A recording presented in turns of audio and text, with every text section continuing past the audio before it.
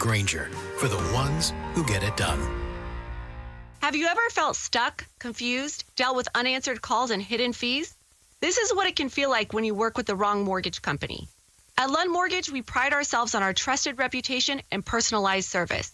Whether you're looking to purchase a home or consolidate debt, we are committed to your success. With over 25 years of experience, when others say no, we are always here to help. Go to lundmortgage.com to get started with a team that's built a reputation you can count on. That's lundmortgage.com. KMVP FM Phoenix. Arizona Sports, the local sports leader. On the Arizona Sports app and on 98.7. I'm Sammy Cebulka with Trending Now, presented by Parker & Sons Heating, Cooling, Plumbing, and Electrical. The Diamondbacks survived in New York last night as they beat the Mets 4-3 in a game that had some late-inning drama. Geraldo Perdomo had 3 of the team's RBIs, and Ryan Thompson was able to escape a bases-loaded jam in the 9th inning. Here is Perdomo on the exciting win. I mean, it was a great game. You know, it's big break for us. I mean, 0-3 run in the 9th, and they get back like to tied again. Like, it was amazing. It's very, very good for us. The milkman Zach Gallen will get the ball with a chance to win the series today, and first pitch is at 10:10 a.m. right here on Arizona Sports 98.7. In the NBA, the Houston Rockets kept their playoffs lives alive and forced a Game 6. And, well, the Lakers' season has come to the end at the expense of Anthony Edwards, Rudy Gobert, and the Minnesota Timberwolves. 2 more massive Game 6s tonight. The Pistons will look to force a Game 7 at home against the Knicks. And Nikola Jokic has hopes of ending the Clippers' season tonight in L.A. This report is brought to you by YRefi. Don't let private student loan debt ruin your life. Go to YRefi.com. That's the letter YREFY.com. Good morning. Time to get up and go to work. The power-packed morning zoo. Are you kidding me? Fire. It's the greatest radio show ever. Good morning and welcome. Dan Mickley. Oh my God, he's from Chicago. That's amazing. Vince Marotta. Oh, wait, who's better than Vince? And Jerry McCarlin. It can only be Jerry. Arizona Sports, the local sports leader. Bickley and Marotta mornings. Time to go to work. Time to go to work. Shout out to Dan Bickley, my boy. Him and Vince. Okay. Good morning. Happy Thursday, Valley sports fans. How is everybody doing today? Very special edition of Bickley and Marotta Mornings. We have Kellen Olson in for Vinny. Hi, Kellen. Dan, hello. It's great to be here with you at 6 a.m., as I have done in the past, and we'll do tomorrow as well. Really looking forward to these 2 days with you, pal. I enjoy that. I always like your company. It's always a good time. What's the Mariners jersey all about? Oh, goodness. So growing up as a kid here in the Valley, I've been born and raised here, a sports fan my whole life. So you can imagine how baseball latched on to me because I was born in 90. Okay. So 8 years old, we have a new baseball team. Now I like that sport quite a bit. 11 years old, I watched them win the World Series. Oh, okay. So now I like baseball quite a bit, but I was always into baseball before that. And Ken Griffey Jr. is my favorite athlete of all time. This is a Ken Griffey Jr. jersey. No, well, I knew that. I did see that on the back. That's How cool. can you not be like a 6 or 7 year old watching Ken Griffey Jr. with his backwards hat and not want to be Ken Griffey Jr.? Did I wear a backwards Reds or Mariners hat to school? Yes, of course I did. You know, that's interesting. Ken Griffey Jr. was about the first guy to make the backwards baseball cap look really cool. And it was a big deal. And it was the old heads, as the kids say, the old heads did not like that, disrespecting the game, similar to like when Bryce Harper came in and was all showboaty at the plate. The old school fan did not like that he wore his hat backwards when he was warming up. Like in batting practice even, right? Yeah, Yep. if I bring And the back snagging in fly my balls. day energy that is sometime on this show, respectfully, of course, as it is as well.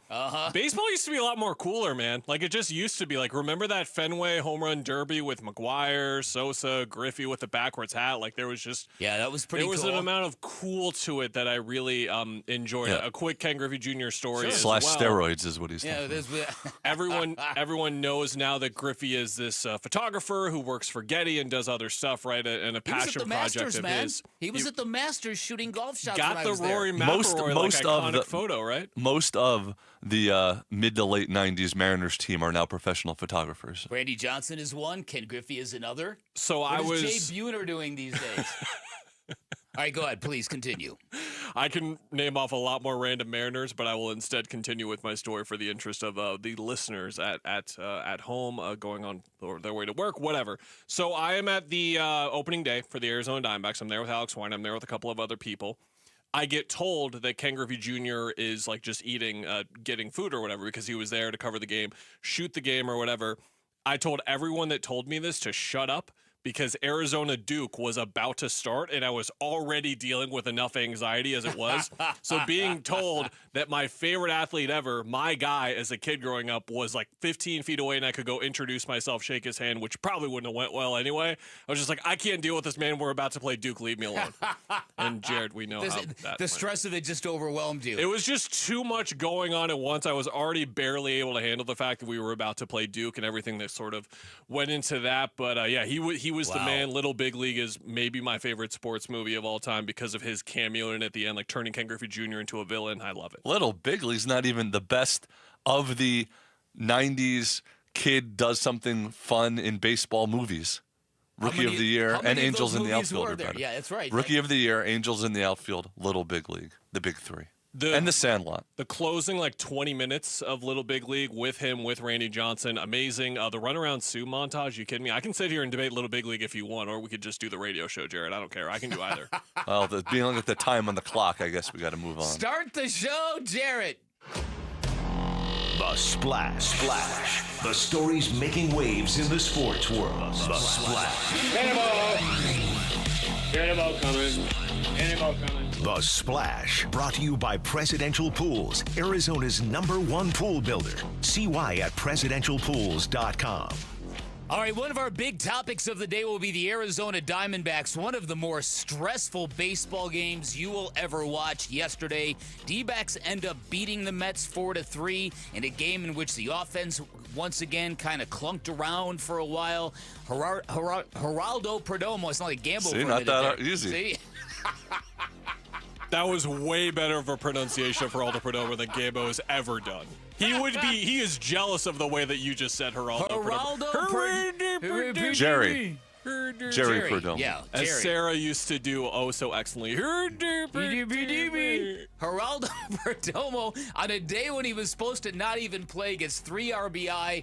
Diamondbacks get a nail-biting victory that came with some questions, but hey, it was good for them to win that game. I don't know how you felt about it, but man, what a stressful day at the ballpark. Feels like we're getting closer and closer to seeing just that stress-free level of baseball that we're expecting from this team. Just clean baseball. And this was not clean again, but we've seen 5 innings, 6 innings, 7 innings of it recently over the last couple of days, but it's just been sloppy baseball, Dan. Their defense, their pitching, their offense, every facet right now, they're struggling in some sort of facet. Yeah, Ryan Thompson comes in, gets 3 enormous outs. Diamondbacks win the game. We'll tell you all about that throughout the course of the show. Big night in the association last night, starting with the fact the Lakers are no longer playing basketball this year. Woo! Huzzah!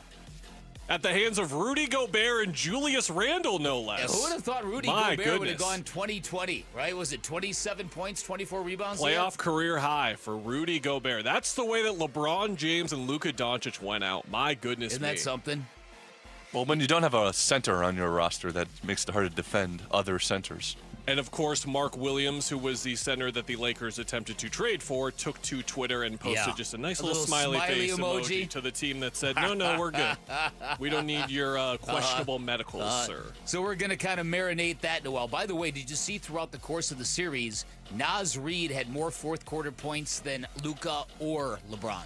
LeBron in back-to-back games, just disappeared in the fourth quarter, which, sort of makes sense for a 40-year-old, but at the same time, nothing that LeBron James makes real sense for him with what he's able to do at his age. Exactly. The Houston Rockets extend their series with the Warriors to a Game 6. They beat Golden State 131-116 last night, a game in which Steve Kerr decided to to do what some coaches do in that situation. Up 3-1 in the series, a game is completely out of control, just empties his bench. Then his bench makes a run, but he doesn't bring his starters back. Let them see it out for sure. We've seen this from the Warriors plenty of times where they're comfortably ahead in a series and they just take a game off. Basically, you'll remember that game in Memphis. They lost by like 55 or whatever, and everyone was like, here comes Memphis. It's like, no, man, it's just what the Warriors do sometimes. Right, it's just what they do. It's exactly right. And in a day of fathers apologizing. Tyrese Halliburton's dad apologized for that incident with Giannis, obviously. And Jeff Ulbrich, father of Jax Ulbrich, apologized for his Dorcas son, right? I was so shocked to hear that kid's name was Jax with an X when I saw the look of him in that video. What a loser. Were you really? You weren't shocked at all. I mean, it's going to take me a while to get back to your sense of irony and your wit. Kind of forget what we'll get there by like 7:15. Sarcasm. Yeah, the sarcasm. We'll definitely get there. All right, that's kind of where we're going today, right? Is you going to add anything else? Did I miss anything, Jarrett? No. What is it about Little Big League that you like more than Rookie of the Year or Angels in the Outfield? Again, think about just because who of the you're athletes that were to, in it. The guy that loves trades, loves like the fantasy aspect, the roster movement and stuff. So seeing a kid get to become the owner of a team rather than a player on the team. There's a scene where he's walking through school and his friends are like, hey, are we going to go to the lake afterwards? He's like, I don't know, man. I'm trying to trade for Ricky Henderson right now. I want to be that kid. I wanted to be that kid. And would I make myself the manager of the Twins in that situation like Billy Haywood did? Absolutely I would. Of course I would.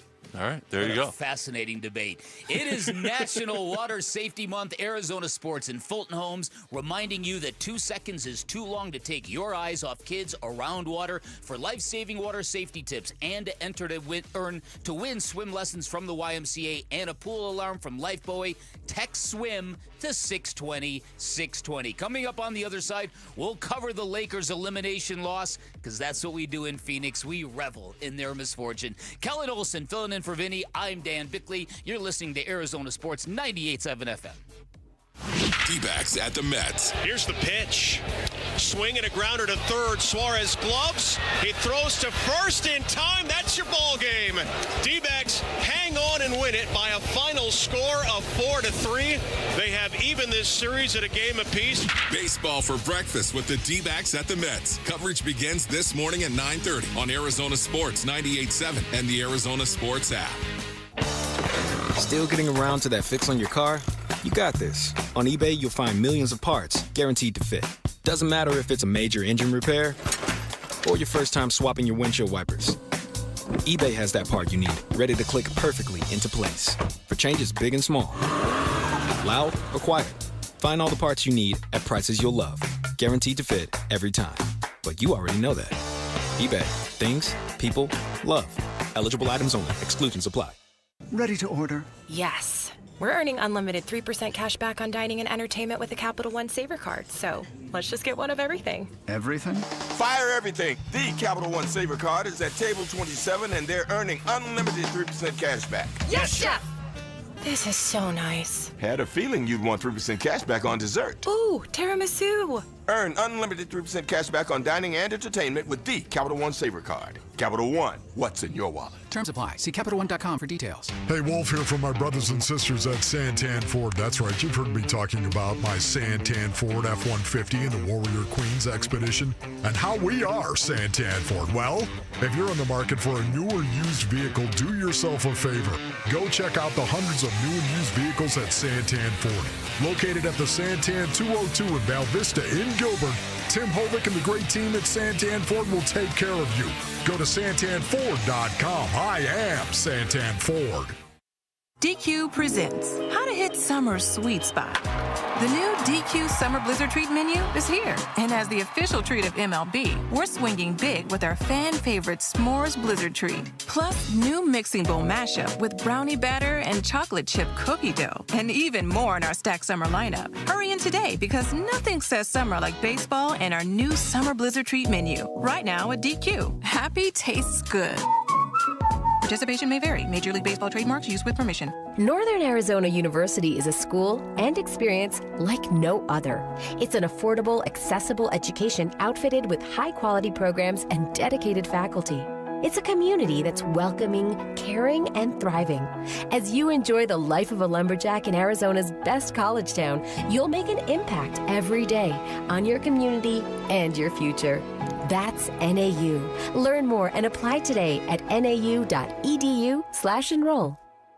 This is Jill Schlesinger. May is Military Appreciation Month, and I know how much I appreciate the military. I married into a military family. I hear from so many members of the military, and Navy Federal Credit Union wants us to celebrate those who go above and beyond for us every day. If you're active duty, a veteran, or part of a military family, you're eligible to join. At Navy Federal Credit Union, the members are the mission. Learn more at NavyFederal.org/celebrate. Navy Federal is insured by NCUA. Did your AC unit just go kaput? Now you need a new one ASAP? Christian Brothers has been servicing the Valley since 1976. They carry Train, Goodman, and Bryant units and offer 18 months interest-free financing with no prepayment penalties. They also can replace most units the same day, so no need to stay in a hotel for days waiting for some other guy to get to you. Call Christian Brothers at 602-222-3535 or go online at cbrothers.com, and let's make sure you get the right AC unit at the right price. Pioneer Landscape Centers is now part of Site One Landscape Supply. That means more products, better pricing, and 14 locations. We stock bulk rock, sand, soil, hardscapes, artificial turf, tools, lighting, and now irrigation at select branches. Visit pioneerco.com to find your nearest branch and order pickup or job site delivery.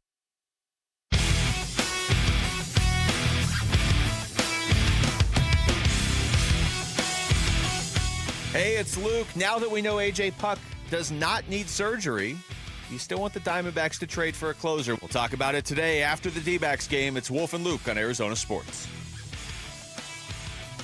How many more years will we see you play? I don't know. I don't have the answer to that. Something I sit down with my family, my wife, and my support group and kind of just talk through it and see what happens. And then just have a conversation with myself on how long I want to continue to play.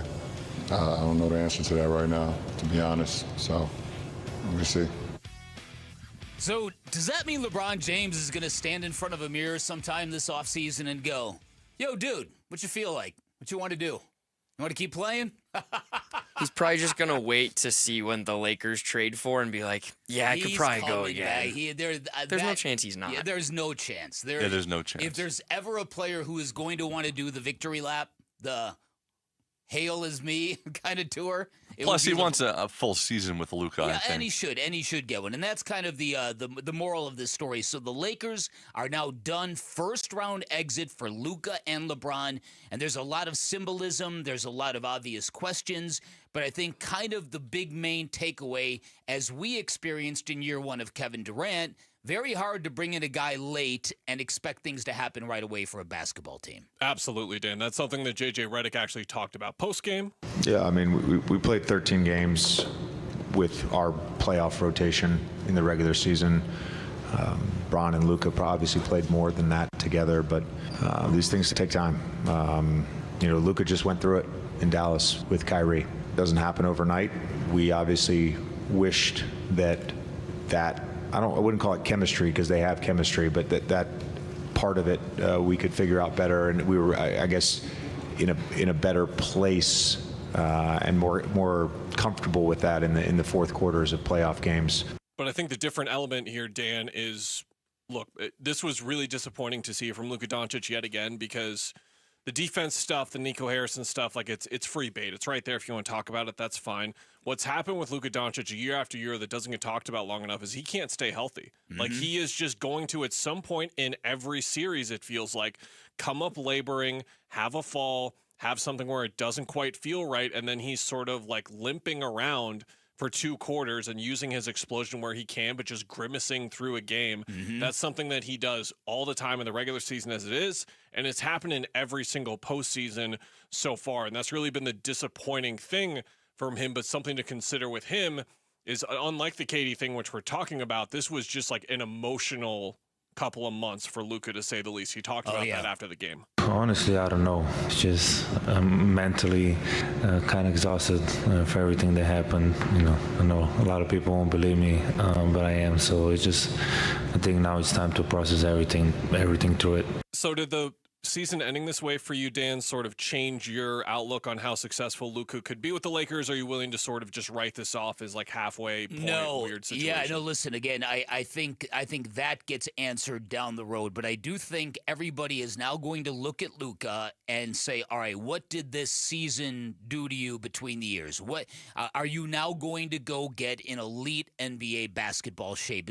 Are you motivated now by what happened, by you getting traded, blindsided, then kicked out the door in Dallas, and then a first-round playoff exit with LeBron, who maybe has 1-2 more shots at a title? I think that's what everyone's looking at. How will Luka use this offseason that's in front of him right now? An offseason that will be much longer than it would have been had they made a run to the conference finals. Will he become a physical specimen? Does he have that in him? Yeah, and does he? Because you'll see there was some like Luka Doncic, Jalen Brunson highlights kind of going around a couple days ago that were there, and just seeing Luka that young, it reminds you of like what it looks like when he is in the best shape. Like, look, like he put on weight, he put on some strength for sure, but at the same time, he's just not in the same physical condition that he was 4, 5, 6 years ago. If you were to watch him right now today and then look back on his rookie tape, you would guess that you're watching like a 32, 33, 34-year-old right now. Like, he's very well should be not even in the prime of his career yet, but you watch him and it feels like he's a couple years accelerated. Again, that goes back to this whole Nico Harrison thing and the Dallas thing. There was logic behind what Nico Harrison was trying to do. Like, there is an argument to be made that Luka Doncic does not get the most out of himself, and there is reason to believe that that lack of motivation to get the most out of himself would lead to a sort of hesitancy to believe in him as your long-term guy. Now, should you go about the way that they did? Should they even trade him in the first place? Absolutely not. But we're going to continue to see these sort of examples. Like, you watch the first quarter, Luka just did not care defensively at all. Like, he just didn't care. There's no other way to, like, reflect that but say he didn't care. So Nico Harrison got a drink up, I'm sure, and was able to, like, sort of enjoy himself watching his point be proven to this sort of capability and extent, I'll say it as. I think undoubtedly the Lakers losing in the first round is going to temporarily take the heat off Nico Harrison and the Dallas Mavericks franchise. The worst thing that could have happened for them would have been for LeBron and Luka to click at a level that they did for about 3 or 4 games and then sort of make a run at a conference title. I think that would have made things very, very difficult.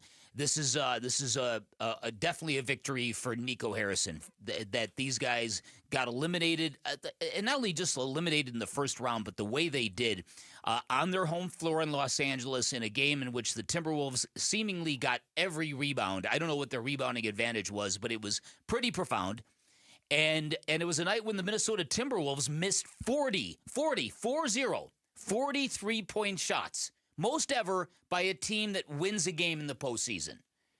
So, again, this was the Lakers really could have used a guy like Anthony Davis there in the middle. Well, you're funny. And I know LeBron even kind of, like, addressed this afterwards, but it's the difference in size was quite obvious, and what the Timberwolves did in this series should be very familiar to Suns fans because the Timberwolves really flicked the switch, especially in the fourth quarter of these games, and just lock the Lakers down. And now the Lakers enter a crucial offseason where we've seen with the Suns the last 2 years when you have this really fine window to nail, like, okay, LeBron's going to be here for another year, maybe 2 max. Yes, you've got the Luka era coming and all that sort of stuff, but with that in mind, they have to nail their little moves that they have left. They still have some first-round picks left that they have to trade. But, of course, another result of this game and this series unfolding the way that it did, Dan, is it's another launching pad for this guy. You know what makes it feel even better is that they said Lakers in 5 and the Wolves won in 5. So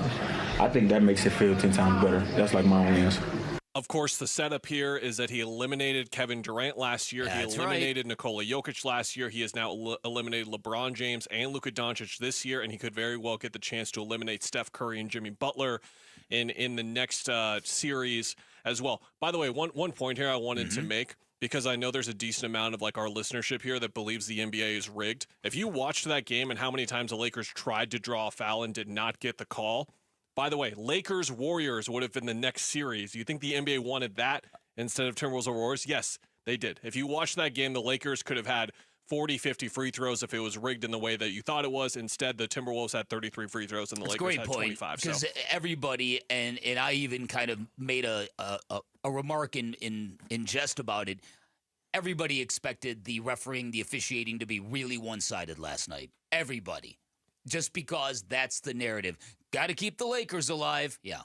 And it's important on nights like that to kind of point that out so people understand that for as much as you think the league is rigged, there are many of these games like this where if the NBA really did want to put a finger on the scale, they could do it. I don't know how much this face of the league conversation sort of interests you, but does it feel like to you that if there is a guy that's going to become it once these three legends fade away into the rest of their careers, that Anthony Edwards is the guy set up to do it? Without a doubt. I think Anthony Edwards brings so many other things to the table that a lot of his contemporaries don't have in the swagger, the trash talking, the brashness, the cockiness, the authenticity, the authenticity too. The smiling killer, the vertical game, the posterizing dunks that come with him every night. Absolutely. Defense. And the defense, yeah. He's defending Luka and LeBron in a lot of this series. He was defending Luka and LeBron. It's a really interesting dichotomy for me, I think, Dan, because when you look at it, he is exactly the type of player that they would want in terms of like the face of the league and the guy they want representing them. I don't know if it's necessarily the guy who has like $300,000 in fines this year from all the various things that he has done. There's some off the court stuff there that has gone viral with him in the last couple of months as well. So I think it's something where I think the league loves this and loves that he is in this position. But at the same time, they would like to see a couple of things toned down in a way where if Ant leads the Timberwolves to a championship, which is not going to happen this year, to be clear, but if he just goes on this crazy run and it's Ant's league all of a sudden, I don't think the league would be ready for it. Because LeBron was one of those guys where I understand that you roll your eyes at him and think, but he was ready for that position. He was ready to be the well-spoken guy on all these sorts of things that he talked about. Yep.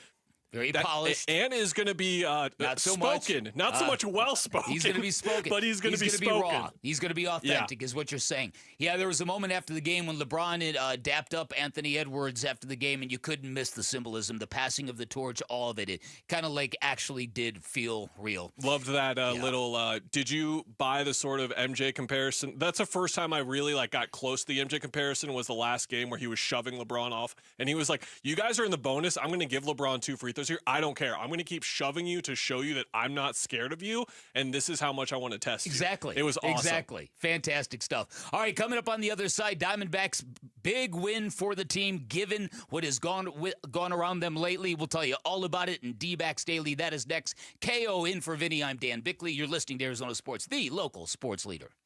Wolf and Luke, middays 10 to 2. I don't know how you can do the coaching search until you have the front office stuff squared away. I continue to think that James Jones is going to still be here in some capacity. So if you're going to bring in a new GM or president or whatever you want to call it, they need to be involved in it too. How are we going to do it? You have to make that declaration. You have to have a clear understanding of how you're going to go about your business, and then you have to attack it. The fact that they have clarified what they need to do going forward has really got me jacked up. Wolf and Luke, middays 10 to 2 on Arizona Sports, the local sports leader. Over the past 20 years, the accident attorneys at Sweet James have helped enough clients fill an entire sports arena, and I'm going to give you another basketball analogy why you call Sweet James if you ever are injured in an accident. So there are over 450 players in the NBA. They're all good. They all play basketball, but very few rise to stardom because very few win at a level that puts them in an elite category. Well, it's exactly the same thing with personal injury firms in Arizona. There are a ton of them out there. They all say the same things, but Sweet James, one of the very few firms that are elite in everything they do, especially when it comes to litigating. Their attorneys have extensive trial experience, which is rare in their industry, and it gives them incredible leverage when dealing with those insurance companies that do not want to pay you a nickel for your injuries. So Sweet James not only wins big cases and small cases 98% of the time, but they win big. They win the most, consistently delivering some of the largest settlements in Arizona. And remember, you will pay nothing until they win your case. 1-800-9-MILLION, 1-800-9-MILLION. Find them online at sweetjames.com. When you switch to Progressive, you could save bundling your home and auto. Then you could put that money towards some of the surprisingly more expensive things in life. Attention passengers, we've reached 10,000 feet and internet is now available for purchase. I just paid hundreds for this flight, and you can't even throw an internet? I'll just take the free pretzels. Sorry, but I do have snack boxes for sale. I'm just gonna sleep. In that case, we are selling pillows and blankets as well. I'll just breathe. That's free, right? Life costs a lot, so bundle and you could save with Progressive. Progressive Casualty Insurance Company, affiliates, and other insurers. Not available in all states. You ever try fixing your car and realize you're missing that one part? Yeah, been there. That's why eBay's my go-to. They've got millions of parts, guaranteed to fit. I'm talking brake pads for when yours have seen one too many miles of stop and go. Oil filters, because you don't mess around with your engine care. Even got this cold air intake on my watch list. I might just go for it. To keep the ride cool and your DIY streak hot. Find all the parts you need at prices you'll love. Guaranteed to fit every time. eBay. Things. People. Love. Eligible items only. Exclusions apply. You know, I still have my first car, a classic 66 Mustang, and what was is parked right next to what's next, a new Explorer we recently bought from our Desert Ford dealers. Yep, Paul Calvisi here. Hey, Ford isn't just part of our family. My grandfather worked for Ford Motor, but it's part of America, our heritage. Yet Ford is also the future. Whether it's family time or four-wheeling time, tailgating, or towing, Ford has a powertrain option that fits what you're looking for. Gas, hybrid, electric. You know what else our Desert Ford dealers have? The best-selling line of trucks for 48 years running. That Ford F-Series with the all-new 2025 F-150, designed to be the toughest and most productive ever. And then there's a 2025 Ford Mustang Mach-E, 100% electric, 100% SUV with sports car performance. SUV, my daily driver, a Ford Edge. And again, we just bought a new Explorer. Wait till you see the redesigned interior on the all-new 2025 Explorer. Bottom line, get on down to our Desert Ford dealers or click buyfordnow.com. In Arizona, air conditioning isn't a luxury, it's a necessity. And when it breaks down, who can you trust? At Precision Air and Plumbing, we take the guesswork out of AC repair with our revolutionary technology, Precision Link. Precision Link performs a complete diagnostic, grading every part of your system. No opinions, no guesswork, no upsells, just honest answers. For AC service you can trust, make the precision decision today. Call us at 602-FIX-MY-AC.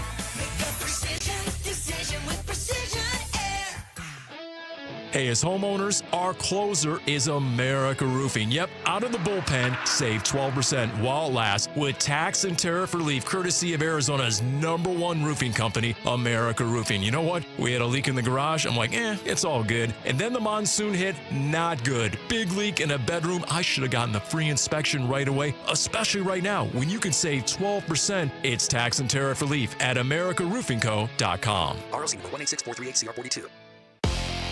I'm Sammy Sabolka with Trending Now, presented by Parker & Sons Heating, Cooling, Plumbing, and Electrical. The D-backs survived in New York last night as they beat the Mets 4-3 in a game that had some late-inning drama. Geraldo Perdomo had 3 of the team's 4 RBIs, and Ryan Thompson was able to escape a bases-loaded jam in the 9th inning. Today, Zach Gallen will get the ball with a chance to win the series. First pitch is at 10:10 a.m. right here on Arizona Sports 98.7. In the NBA, the Houston Rockets kept their playoff dreams alive and forced a Game 6. And while the Lakers' season has come to an end at the expense of Anthony Edwards, Rudy Gobert, and the Minnesota Timberwolves, there are 2 more massive Game 6s tonight. The Pistons will look to force a Game 7 against the Knicks in Detroit. And Nikola Jokic has hopes of ending the Clippers' season tonight in LA. This report is brought to you by Asset Preservation Wealth and Tax. Does your portfolio match your personal comfort level for risk? Visit AssetPreservationWealth.com for a free portfolio review to make sure. That baby is gone! Arizona Sports, the home of Arizona Diamondbacks baseball. D-Backs Daily. Brought to you by America Roofing. Save 10% on any repair or replacement with Arizona's largest roofer. Online at AmericaRoofingCo.com. The Diamondbacks look to recover from an 8-3 loss on Tuesday in the series opener against the Mets, with Wednesday bringing Corbin Burnes to the mound. Burnes, as he has for most of the season, did not look like Corbin Burnes, who, by the way, is one of the best pitchers on the planet. His command was loose early, with 13 of his 21 pitches in the first inning going out of the strike zone without a swing. That is otherwise known as a ball. Burnes, however, as many great pitchers do, was able to limit the damage despite this. New York did not burn him until the bottom of the third, when Mark Vientos opened the scoring on yet another signature Burnes cutter that did not go where he wanted it to. The 1-0 to Vientos. Swung on that, is hit out to deep left field. Way back it goes, gone. 4th home run of the season for the Mets third baseman, and they jump out to a 1-0 lead in the third. Arizona's offense didn't help Burns out, managing just 3 hits and 0 runs through 6 innings off an opener and lefty Brandon Waddle, who was pitching in the majors for the first time in 4 years. Burns tied a career high of 5 walks and only struck out 3, but held the Mets to just 1 run. With the D-backs still trailing 1-0 in the top of the 7th, a 2-out single for Lourdes Gurriel Jr. was followed by a Jorge Barrosa double, setting up pinch hitter Geraldo. Here's 1-2. Swung on, guy towards shallow left field, racing in. McNeil dives, he can't make the catch. Gurriel scores, Barrosa behind him. A 2-run pinch hit single, and the D-backs now lead it 2-1. That would leave us in the latest edition of our recent nightmare the last week, which is also known as watching the D-backs give a lead to their bullpen. To begin the 3-inning task in the bottom of the 7th, Jalen Beeks retired 2 of his 3 batters. And with a runner on second and 2 outs, that is when manager Torey Lovullo called for the season debut of...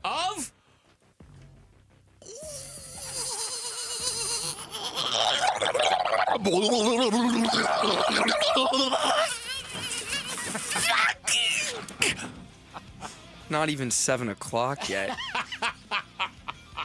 That surpassed my expectations somehow. Kevin Ginkel, as he's known as, the professional baseball pitcher, pitched around Pete Alonso, wisely so, before facing Vientos and doing this. Ginkel's 2-2. Slider swung on and missed. He struck him out. And the inning comes to an end. The Mets strand 2. Shelby Miller took care of the 8th inning, and then the D-backs would get 2 crucial insurance runs in the top of the 9th. Gabriel Moreno walked, Gurriel doubled, and then back-to-back sacrifice flies from Barrosa and Perdomo made it 4-1 D-backs. It was then Justin Martinez time, and for the 3rd straight outing, is right, his velocity was scarily in the mid-90s. Martinez wasn't even throwing his fastball, an immediate sign that he needed to come out of the game. The Mets' Tyrone Taylor did what he should with a 95-mile-per-hour sinker we are used to seeing at or near triple digits. Swung on that, is hit out to deep left field. Barrosa back onto the track, at the wall, and out of room, gone. Taylor with a solo shot, and now it's just a 4-2 lead. Martinez then walked 2 straight, requiring Lovullo to call on Ryan Thompson to escape the jam. Thompson hit Pete Alonso to make things even more interesting before striking out Vientos and getting this productive out. 1-1. Swung on, grounded towards first. That's a fair ball, and Winker didn't run. Naylor glove steps on first base. Now Winker looks back at home, wondering why that wasn't a foul ball. A run scores. It's now 4-3. Because it was fair, Jesse. It was a fair ball. The ball didn't touch and him, you that's need right. to run. Thompson then intentionally walked Jeff McNeil, loading the bases with 2 outs and a 1-run lead. Despite how perilous and horrifying this sounds, and it was once again for the bullpen, this time the unit got the job done. Here's the pitch. Swing and a grounder to third. Suarez gloves. He throws to first in time. That's your ball game. D-backs hang on and win it by a final score of 4-3. They have even this series at a game apiece, and they will try and take the series in the finale tomorrow afternoon. A win is a win, as they say, Dan Bickley, but at the same time, they're making these awfully stressful to get right now. Oh, listen, yeah. And yesterday's game, for a while, I thought, okay, this is because, if you heard me yesterday, the vibes coming off this team in game 1 of that series, it was the really first wire-to-wire blowout defeat for the Diamondbacks. And for them to come back and win this game in the fashion that they did, with Ryan Thompson coming in and saving J Mart's backside, watching that scene of 3 batters in when J Mart had given up home run, walk, Torey Lovullo gets up. He's talking to the umpire. He's stalling. He sends Brian Kaplan to the mound. They're stalling. Ryan Thompson rushing to get ready, and he comes in the game, and they finally get this thing to the finish line.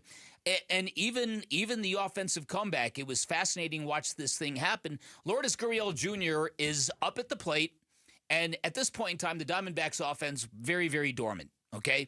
And Jody Jackson tells a story about how Lourdes Gurriel Jr. had switched to a torpedo bat, didn't really like it, switched back to his conventional model, and I'm sitting there thinking, wow, this must be a thing in Major League Baseball, because the torpedo bat seemed like a magic elixir for everybody. What if you tried it and it didn't work? Now you're all locked up in your own head.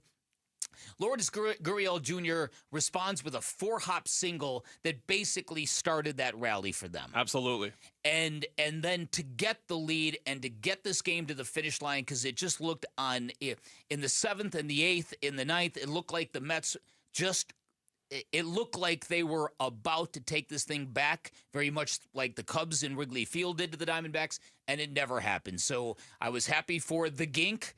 Huge strikeout for him. I was happy for Ryan Thompson to come in and do what he did. I was happy for Jerry, who got 3 RBI on a day off. That's pretty good. That's a big victory for a team that has really been struggling in Citi Field. Now the Justin Martinez question. What in the heck is going on with this kid?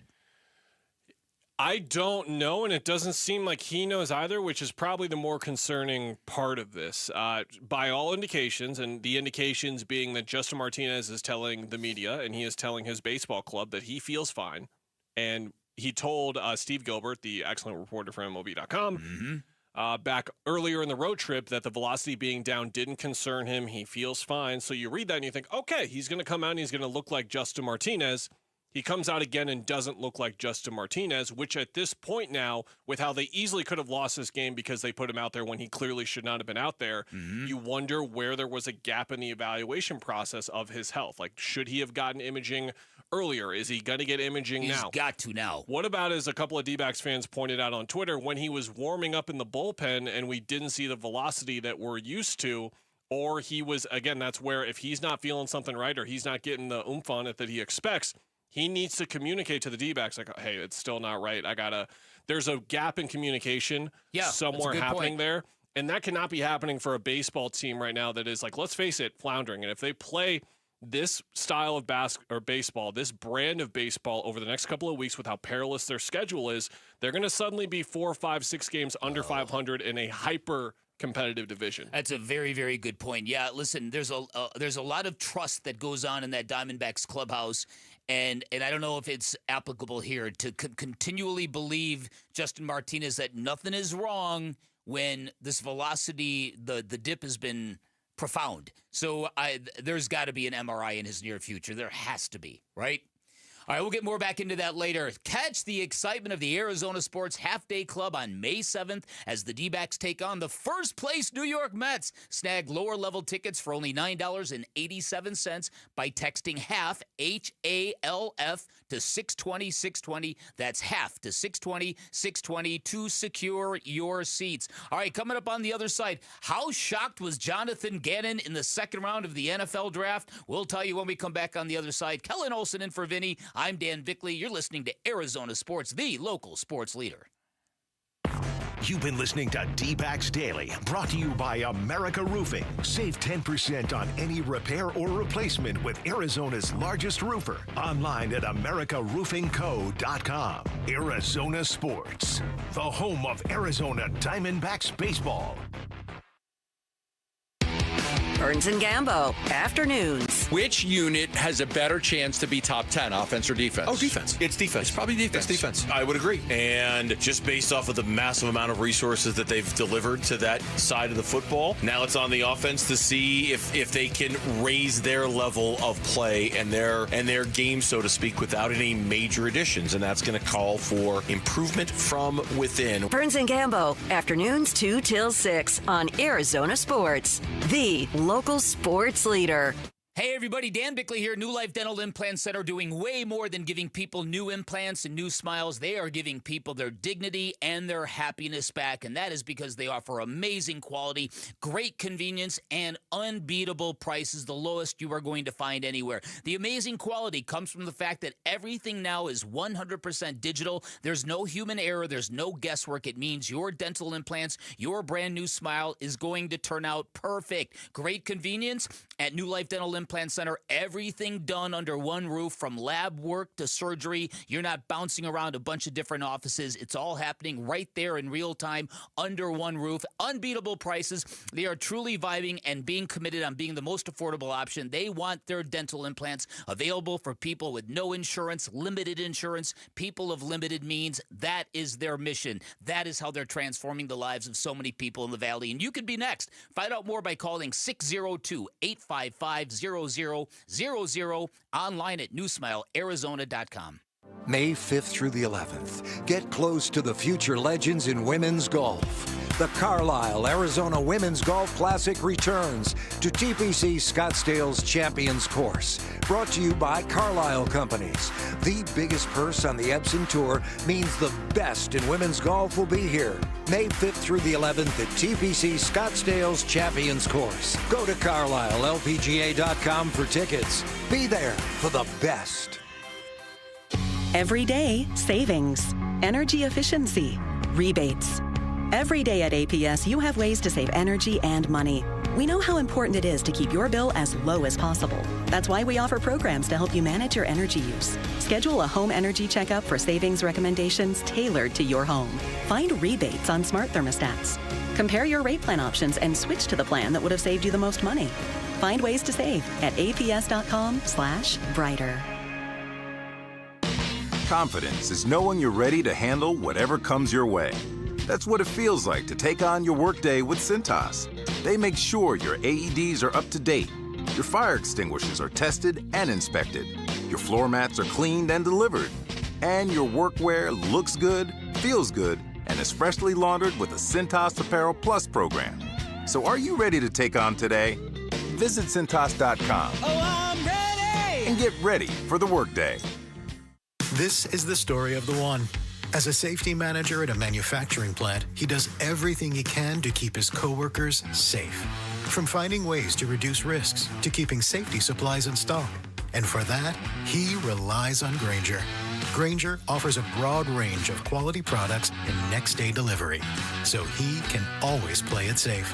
Call 1-800-GRAINGER, click Grainger.com, or just stop by. Grainger, for the ones who get it done.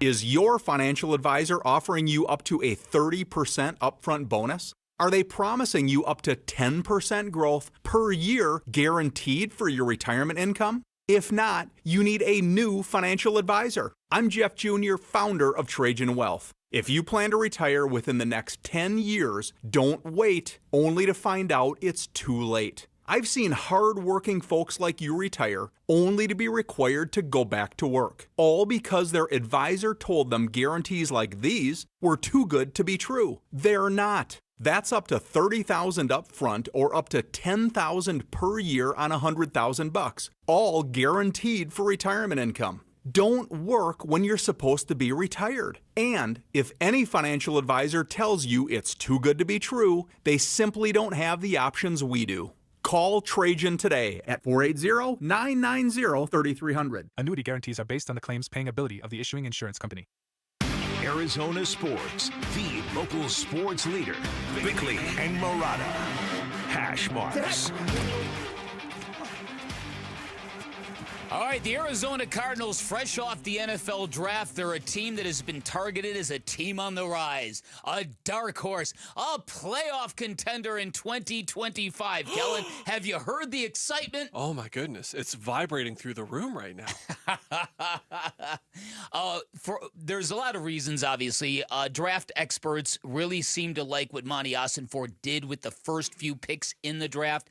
Clearly getting a guy like Walter Nolan in the first round, a guy that really kind of fits the violent archetype that Jonathan Gannon really wants, and to kind of connect on Will Johnson with their second pick. That is what I think a lot of people did not expect, and that does include Jonathan Gannon. Did not think for a second that they were going to be looking at that cornerback at that place right there for the Cardinals. Did not think he was going to be there. And you know what's funny? Like, I'm going to air dirty laundry here, but, you know, as the draft's going on, you know, coaches are texting back and forth, not just our staff, but other staffs, you know, people you worked with or that you know, and you make a pick, and certain coaches like certain guys.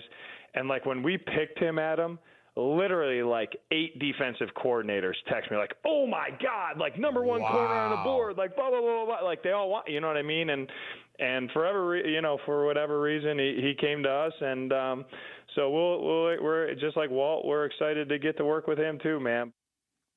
So according to Jonathan Gannon, he also said later in that interview that their analytics people at the Cardinals said there was like a 0.02% chance of Will Johnson slipping to 47? Sure. It's one of those storylines we don't know is a storyline until it becomes a storyline, if that makes sense. Like, every NFL team knew that his medicals were not great, and they knew that he was going to slip. And teams that were, remember, this was a guy who we thought wasn't even going to be there at 16, according to most mock drafts, with where he was going to go. And then he's not only there at 16, but he falls to the mid-second round as well. And basically what this now outlines is, I'm sure you and Vince talked about this a lot, like this is a high-risk draft for the Cardinals because of the concerns with Nolan and the concerns with Johnson. But with Johnson's concerns, if his knee and the worries about his knee are like, can he hold up for a decade in the NFL? The Cardinals don't need him to be a stud corner for a decade. If he's a good corner for 4 to 5 years, that makes this pick worthwhile. Anything else is gravy at that point. Yeah. So how exactly does the knee hold up over time? Are the concerns more about longevity in his career, or is it a more sudden and immediate thing? Austin Ford and Gannon spoke like he's fine right now. Like he can go play football right now. They were very dismissive of this. There's some reason why he fell, though. Well, yeah. So there is some concern. He was flagged. That knee was flagged as a medical issue. Right, and Jonathan Gannon freaked people out. Jonathan Gannon can say that a whole bunch of GMs texted him when they made the pick, but all those GMs passed on him. Yeah, and Cam Johnson with the Suns had a hip thing that was really plaguing him going back to high school in his early days at Pittsburgh before going to North Carolina. And that was the thing where the injury report would come out and we would see left hip soreness for Cam. We'd be like, uh-oh, here we go. Is this when it's going to? And it was more of a thing that he managed and made better over the next couple of years. But, of course, when it's Wednesday and those injury reports come out and we see left knee soreness for Will Johnson, we're going to be like, uh-oh. Here we go? Yeah, or is this just going to be a nagging thing that he just has to maintain and they have to take care of? But the talent here is undeniable, and more so like the skill set fit, because they have a lot of small, decent corners, like okay corners, but he's not only a big corner, he's a big corner that could be a stud. On draft night, during our roundtable, the Cardinals were on the clock at number 16, and we were all thinking, okay, here are the dudes that they like. It's Walter Nolan, there's Will Johnson, there were a couple others, and we all kind of had to raise our hand and say who we want the Cardinals to draft. I, at that point in time, said Will Johnson. And for them to get him in the second round, like I've said before, if you've got a guy targeted with a first-round grade and you get him in the second round, it's really, really hard not to feel like you got over on the system. We were really comfortable with the medical. You know, I know he was nicked up a touch in his career, just like most of the guys. But when we left on Thursday, he was we had him, graded very high. And in my mind, I was like, there is no chance he's there when we pick in 2, like none, right? And we get there Friday, and Monty has all these algorithms that he has all the analytics people run and all this stuff. And I said, what are the chances that he's there in 2? And they're like, Coach, like 0.02, like no chance, right? So there you go. Football season's going to be fun. By the way, the Cardinals selection in the third round, Jordan Birch, he will join us today at 8:30, so stick around for that. The biggest story in football, it's not the NFL, but it's kind of the NFL. It's the Bill Belichick story. Oh, God. So the Bill Belichick interview in which Jordan Hudson, his 24-year-old girlfriend, was off to the side sort of steering the interview. Bill Belichick... Hands-on, dare I say. Right. Bill Belichick tried to claim that, look, they told us the reason why we objected and the reason why she was there was because we were told this was just about football and about my history, and about to promote his book. His book. Exactly. And CBS, the network actually released a statement saying that's not true. That we were told there were no conditions whatsoever. So Bill Belichick is looking really, really weird because here is a guy that for the duration of his career in the NFL, he never had any issue strong-arming or stonewalling the media. If he didn't want you to know something, he had no problem telling you, we are moving on to Cincinnati. We are not talking about this. There have been any number of press conferences from Deflategate to Spygate where if he wanted to be an obstructionist, he had no issue with it. And for him to be sitting there letting somebody else do that struck people as like, what is going on here? And is this really getting awkward? There's a story in the New York Post today. Bill Belichick's girlfriend has reportedly amassed an $8 million real estate portfolio since meeting Bill Belichick. He must have really mentored her in the ways of real estate and what to buy and stuff. But and CBS also essentially said, like, we're not the NFL Network. We're not going to ask you just like technical football questions the whole time. This is like a story for our show. Right. Yeah, and it turns into a he said, she said thing sometimes with that kind of thing specifically. But this is like CBS News coming out with this statement. And like you said, Dan, like they don't do that every day for every interview that they did. So it's rather significant when they did. The best tweet that I saw to sum this up is Bill Belichick is one news drop away from not being known as a football coach anymore. Yeah, that's exactly right. And it's a little bit weird because there's the detail that his girlfriend, 24-year-old Jordan Hudson, is now required to be CC'd on every email sent to Bill Belichick. So anything relating to football operations at North Carolina, she gets copied on that. People are wondering, what exactly is this? Where is this going? And what has Bill Belichick become? It's strange story. And I'm sure there were some front offices in the NFL that thought, like, should we hire Bill Belichick, who interviewed him and thought fondly of him as the way they should, as one of the greatest to ever do it in any sport as a coach. And now they're seeing all this the past couple of months and being like, that's your problem now, North Carolina. Yeah, no, that's not ours. Yeah, no, that's kind of the deal. Very, very odd stuff. I'm real curious to see what the coming months are going to bring for Bill Belichick. All right, coming up on the other side, the Phoenix Suns are getting close to installing, reforming, changing their front office. Does anybody know who Brian Gregory happens to be? You're going to find out when we come back. Kellen Olson in for Vinny. I'm Dan Bickley. You're listening to Arizona Sports, the local sports leader. Who's on top in high school sports in Arizona, and who's building up a powerhouse to unseat Arizona's best programs? Kevin McCabe talks with Arizona high school coaches and athletic staff Saturday mornings at 9 on The Kevin McCabe Show, presented by Brooklyn Betting. The Kevin McCabe Show, Saturday morning at 9 on the local sports leader, Arizona Sports 98.7 and the Arizona Sports app. All right, when you shop at Walt's TV and Appliance, you're going to find way more than big screen televisions. They've got appliances, computers, refrigerators, washing machines, dryers, security cameras for your home, all sorts of great audio components from speakers to headphones. But if you do want a big screen television, Walt's has everything you need to take your fandom to the very next level. All the major name brands you're looking for, all the way up to 115 inches. You can check that out in their theater room. It is pretty spectacular. You pair the right television built for live action sports with the right audio component, you are going to have magic. Walt's TV and Appliance is going to give you the best selection, great prices, and red carpet service. They'll price match any price you bring to them. They will get your electronics delivered and installed correctly. They've been serving the Valley since 1957, and their expertise is unparalleled. Go get game ready by visiting Walt's off the I-10 in Warner, or you can reach them by calling 480-968-4999. Shop local, shop Walt's.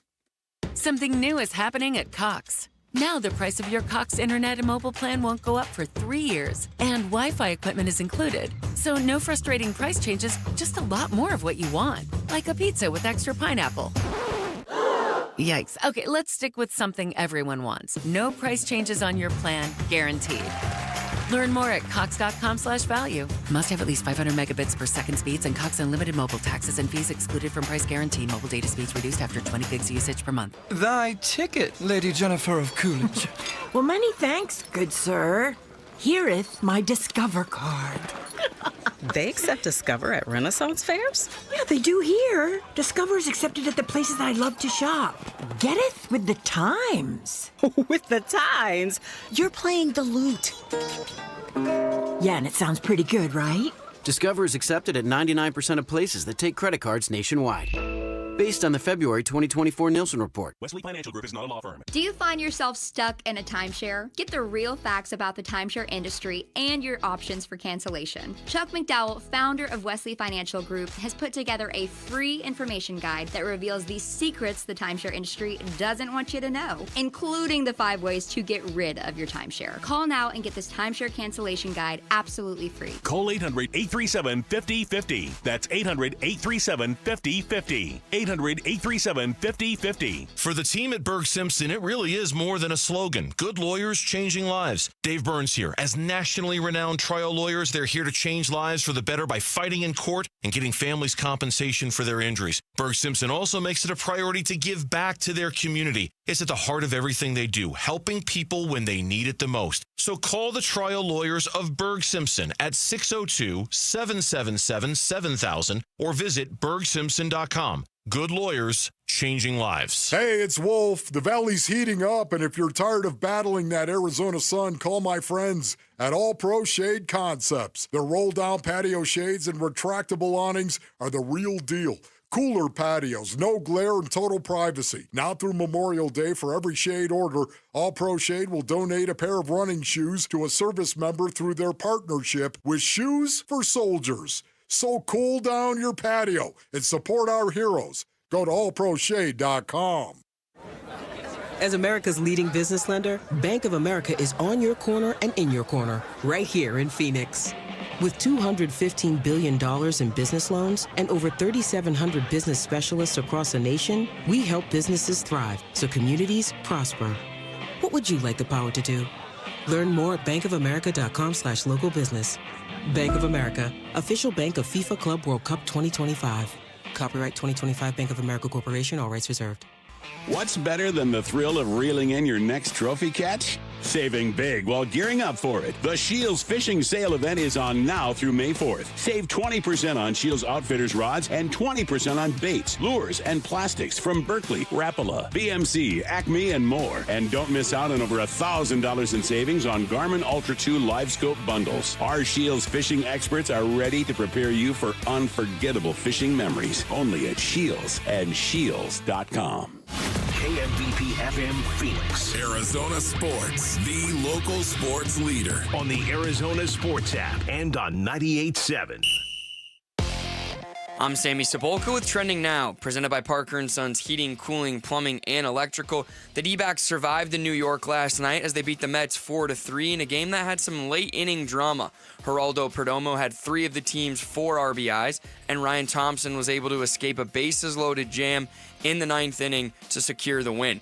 Here is Perdomo on the win last night. I mean, it was a great game. You know, it's big break for us. I mean, 0-3 run in the 9th, and they get back like to tied again. Like, it was amazing. It's very, very good for us. The Milkman, or Zach Gallen, will get the ball with a chance to win the series today, and first pitch is at 10:10 a.m. right here on Arizona Sports 98.7. In the NBA, the Rockets kept their playoff dreams alive and forced a Game 6, and well, the Lakers' season has come to an end at the expense of Rudy Gobert and the Minnesota Timberwolves. There are 2 more massive Game 6s in the league tonight. The Pistons will look to force a Game 7 in Detroit against the Knicks, and Nikola Jokic has hopes of ending the Clippers' season tonight in LA. This report is brought to you by Waste Connections of Arizona. Waste Connections of Arizona wants to take time to thank our veterans. Waste Connections of Arizona, proud to serve you and proud of the people that have served us. Online at wasteconnections.com/Phoenix. Hey everybody, it's Burnsy. What does change for the Phoenix Suns front office look like? And who currently in the front office will be part of the next one? It's Burns and Gambo. Starts at 2 on Arizona Sports. Those are very apropos questions from Burnsy. The Phoenix Suns and their front office. Well, we're waiting. So Gambo yesterday said within 48 hours, maybe by the end of this week, maybe by early next week, there's going to be movement, and then the Suns will begin their search for a new head coach, which is sort of a clap back to the reports that James Jones was serving as point guard in the current.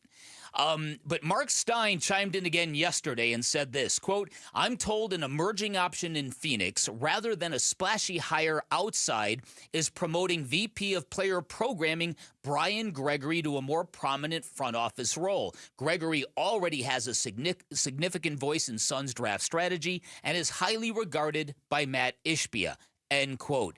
Now, I don't know what you think about this, but Brian Gregory is a former coach. He worked at South Florida. He was also an assistant coach at Michigan State under Tom Izzo on the staff when Matt Ishbia was a player there. All 3 years.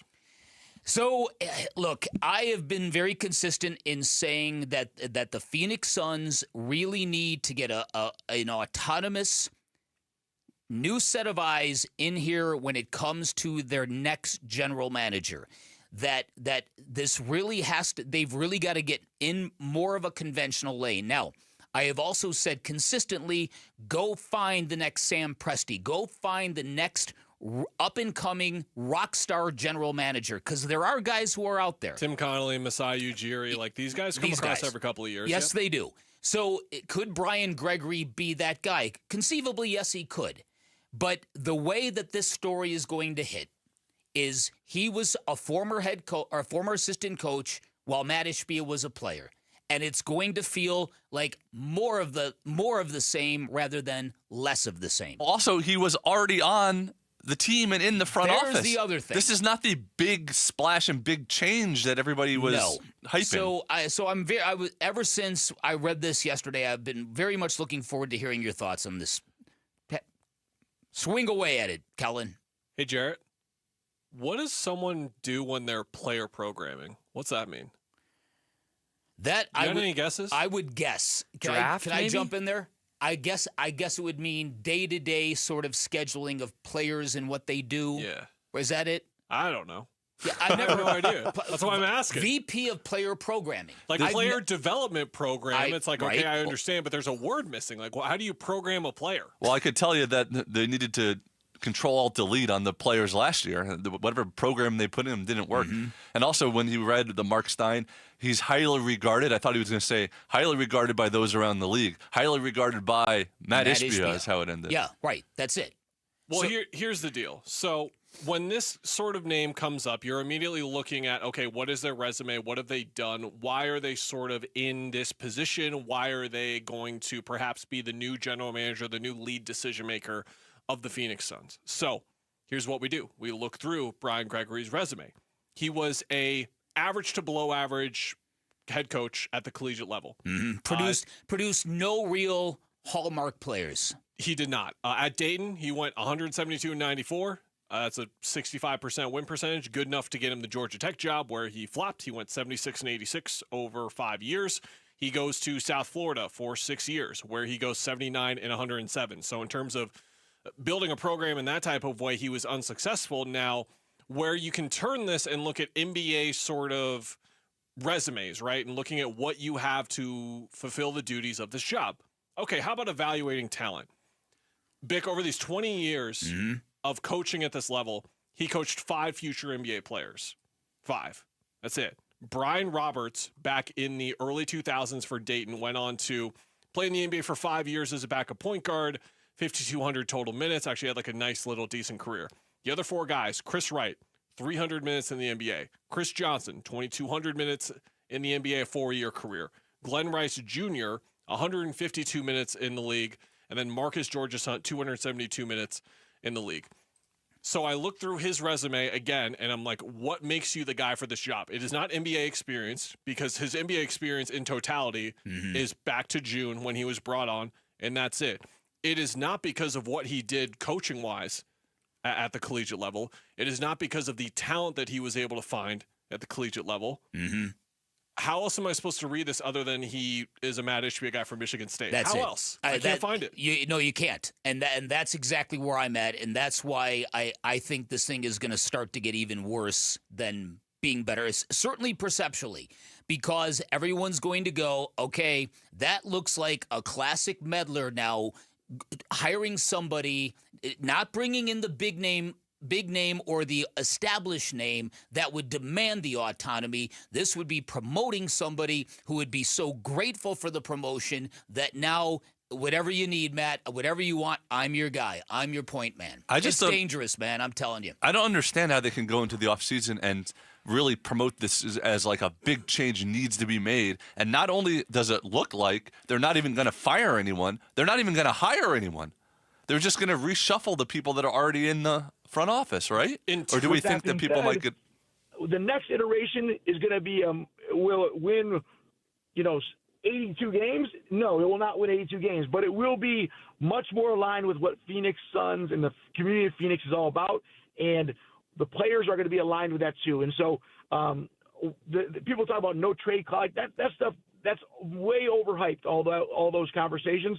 The truth is we got to find the people that are bought in and aligned with us, and if they're not bought in and aligned with what we believe in, they will not be on our team. If they are bought in and aligned, we're going to put our arms around them and we're going to go compete together.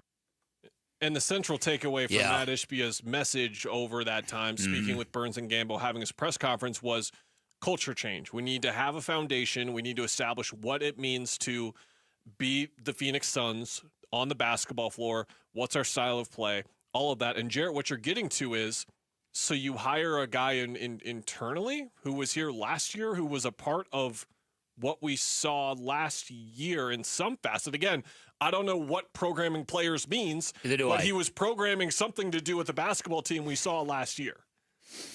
And somehow in this capacity as vice president of player programming, whatever that actually entails, he somehow has impressed Matt Ishbia enough to be given this responsibility. It's very suspicious, and it really kind of confirms what the worst fears of a lot of people, that Matt Ishbia wants to be way too involved, and he's not looking in the mirror and being honest about how we have gotten into this place and this space right here. And part of Mark Stein's reporting there indicating that, again, to go back to like what is the resume here, Gregory seems to be indicated by Stein was partially responsible, if not the guy responsible for the way their draft went. Okay, great. Like the Ryan Dunn pick was fine. The Osa Godaro pick was fine. If he would have picked like the rookie of the year or something, okay, now we're talking. Right. But it was just two fine draft picks so far. So again, like what is the resume? Why is he getting this job? You can't help but look back to 99 to 02 when he was an assistant coach at Michigan State when Matt Ishbia was on the team. So what does it say about Bob Myers? We talked about this when you visited with us yesterday. Bob Myers, according to Gerald Bourguet here in town, had interest in this job. If that's true, why would he not be your general manager? Now, Gerald had pointed out there might be an issue of he wants to be here or that he would only be here part-time, that he lives in L.A., and if he's putting qualifications on it, I'm fine with pivoting away from a guy like Bob Myers because as we learned with Steve Kerr as a de facto GM from San Diego, it doesn't work. You got to be in the building at all times. But if you had that as an option, why would that not be more appealing to you? I think it comes down to the appeal for Bob Myers. I believe in Gerald's reporting for sure that there's interest there, but how much interest in terms of actually taking the job? Like I'm sure you look at what the Suns are, what you would be capable of doing. Having Matt Ishbia's deep pockets, his unconcerned pockets, I'll put it as, with paying what he needs to, what he believes he needs to in order to build a contending team. I'm sure all of that, and again, like the interest in coming to Phoenix, the new practice facility, everything that's going well for the Suns that makes them a destination of sorts. But eventually you have to arrive at the fact that you're not entirely sure if you're going to be the person making every single decision. And with Bob Myers' stature and everything that he has done over the course of his career as a front office executive, he has to have complete control with everything that he's done. Yeah. And for that to be in question at all, for the guy coming in potentially getting this job, would be concerning, which is where you, again, round back to where we started this segment with hiring a guy internally who has connections to Matt Ishbia dating back 25 years ago. That's incredible. All right, coming up on the other side, what is the state of the Diamondbacks bullpen? A thorny question and no real answers to be found. We're going to discuss J-Mart, Justin Martinez. On the other side, Kellen Olson in for Vinny. I'm Dan Bickley. You're listening to Arizona Sports, the local sports leader. Tomorrow afternoon at 2:30, Burns and Gambo talk Diamondbacks baseball with Dbacks manager Torey Lovello. Brought to you by Estrella Jalisco. Don't miss Burns and Gambo with the skipper, 2:30 tomorrow afternoon. Listen on the Arizona Sports app at 98.7.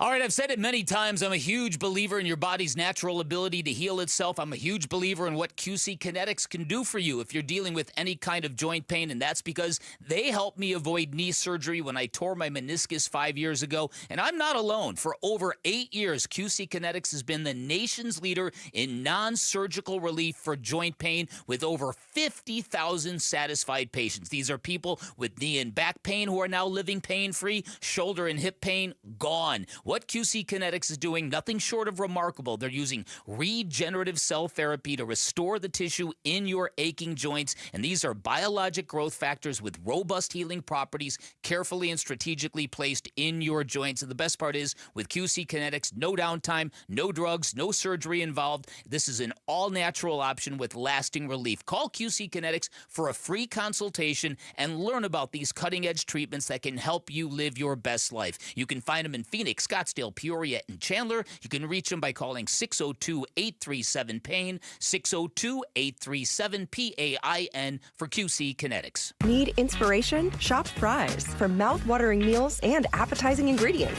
Our low prices add up to big savings. Plus, over $600 in digital coupons each week. And up to $1 off per gallon at the pump. At Fry's, you always get big flavors and big savings. Fry's. Fresh for everyone. Fuel restrictions apply. Right now, you can save on fresh medium avocados or delicious honey mangoes. They're 3 for just $2 with your card. Fry's, fresh for everyone.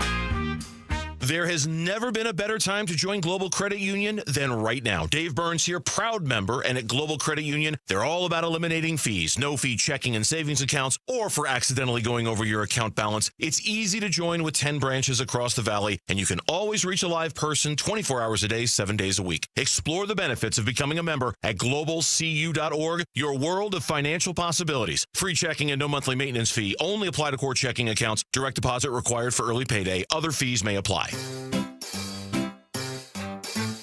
1-877 Cars for Kids.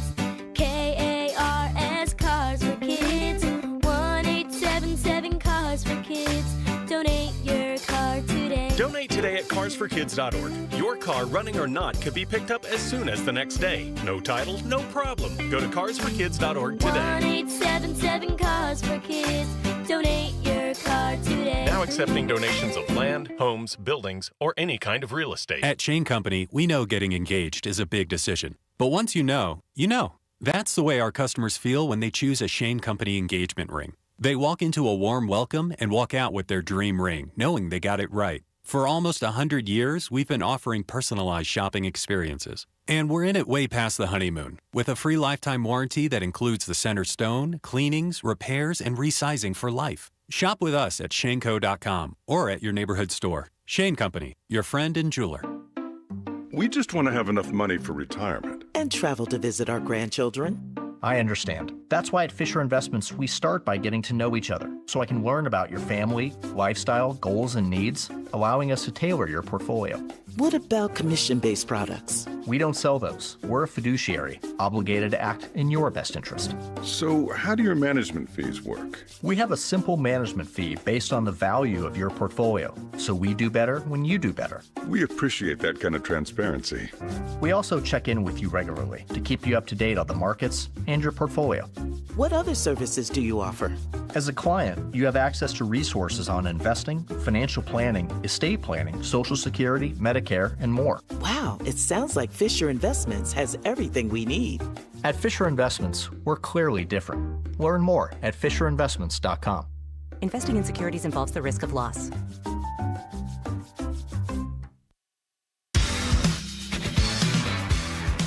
Hey, it's Luke. Now that we know A.J. Puck does not need surgery, you still want the Diamondbacks to trade for a closer. We'll talk about it today after the Dbacks game. It's Wolf and Luke on Arizona Sports. Welcome back, everybody. Happy Thursday. Dan Bickley here alongside Kellen Olson. Jared Carlin's already put out a all-time gink for you this morning. An all-time gink. Scared the heck out of young Sammy Cebulka. Yeah. What is this? He's getting used to it, I think.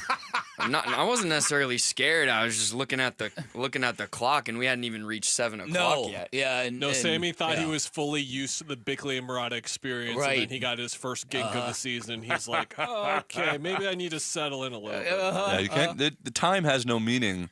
Sammy. And if you stay ready, you don't have to get ready, okay? Yeah, hey, Kellen, during the break, I looked up what Vice President of Player Programming's what they do. So this is the Portland Trailblazers definition. This is what Cherry Hansen does. She's responsible for cultivating stronger relationships with players, their families, agents, business staff, and the NBA to help all parties achieve their community and business objectives. I know he's got at least one strong relationship, Dan. Oh, yeah, yes, we do. Yes, we do. Oh, that's good, Sammy. Appreciate that. Thank you, Sammy. Yeah, we're going to get back into the Suns in just a little bit. Last night, the Diamondbacks beat the Mets 4-3 in Citi Field, a place where they have not performed very, very well. And this one was wobbly. The wheels almost fell off, especially at the end, especially when Justin Martinez came in the game. Everyone wants to know what happened to Justin Martinez's fastball. Where is his velocity? Very early on in the game, Steve Berthiaume wasted no time in pointing out that he is only sticking with his secondary stuff. The Mets PA dude starts to play the wild thing, right? When Justin Martinez is out there, and it got nuts. Home run, walk. Torey Lovello got out of the dugout, knew Justin Martinez had to come out of the game immediately, went and chatted with the umpire for a little bit, clearly stalling, sent Brian Camplin to the mound, clearly stalling. Then they made the move, and Ryan Thompson got this team to the finish line. The Justin Martinez thing is very, very hard to figure because there have been insistences that he's okay, that he's feeling fine, that it's just baseball, that it's just dead arm, that it's just fatigue. That doesn't add up anymore.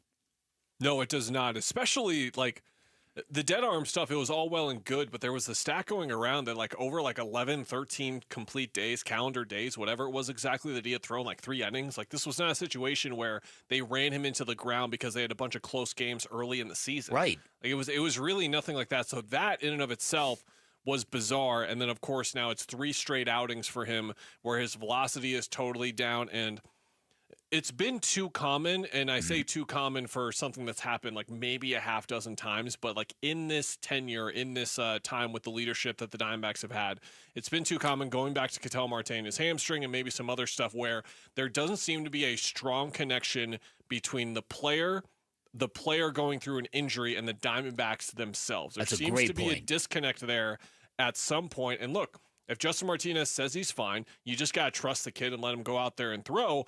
But you got to know this going into last night, and you need to be watching him in the bullpen as he's warming up and making sure that everything's adding up. So if you see his velocity on the gun in the bullpen sitting at 96 instead of 99 or 100 or 101, that's where you got to go. We can't put this kid in there. Like he's clearly going through something. We got to take the extra steps that we weren't taking before. Some of these things are logistical, and I don't quite understand them. I'm going to admit that here. But at the same time, there are precautions in place that it seems like they took for granted. Maybe that's a bit too aggressive of a way to put it, but it's concerning because everything was sort of lined up for this to be the year where Justin Martinez either becomes the Diamondbacks closer or certifies that he is going to be the Diamondbacks closer for a very long time, and instead it's just gotten off to a weird start. Very much so. Isn't it unbelievable that we spent so much of the offseason talking about 2 storylines?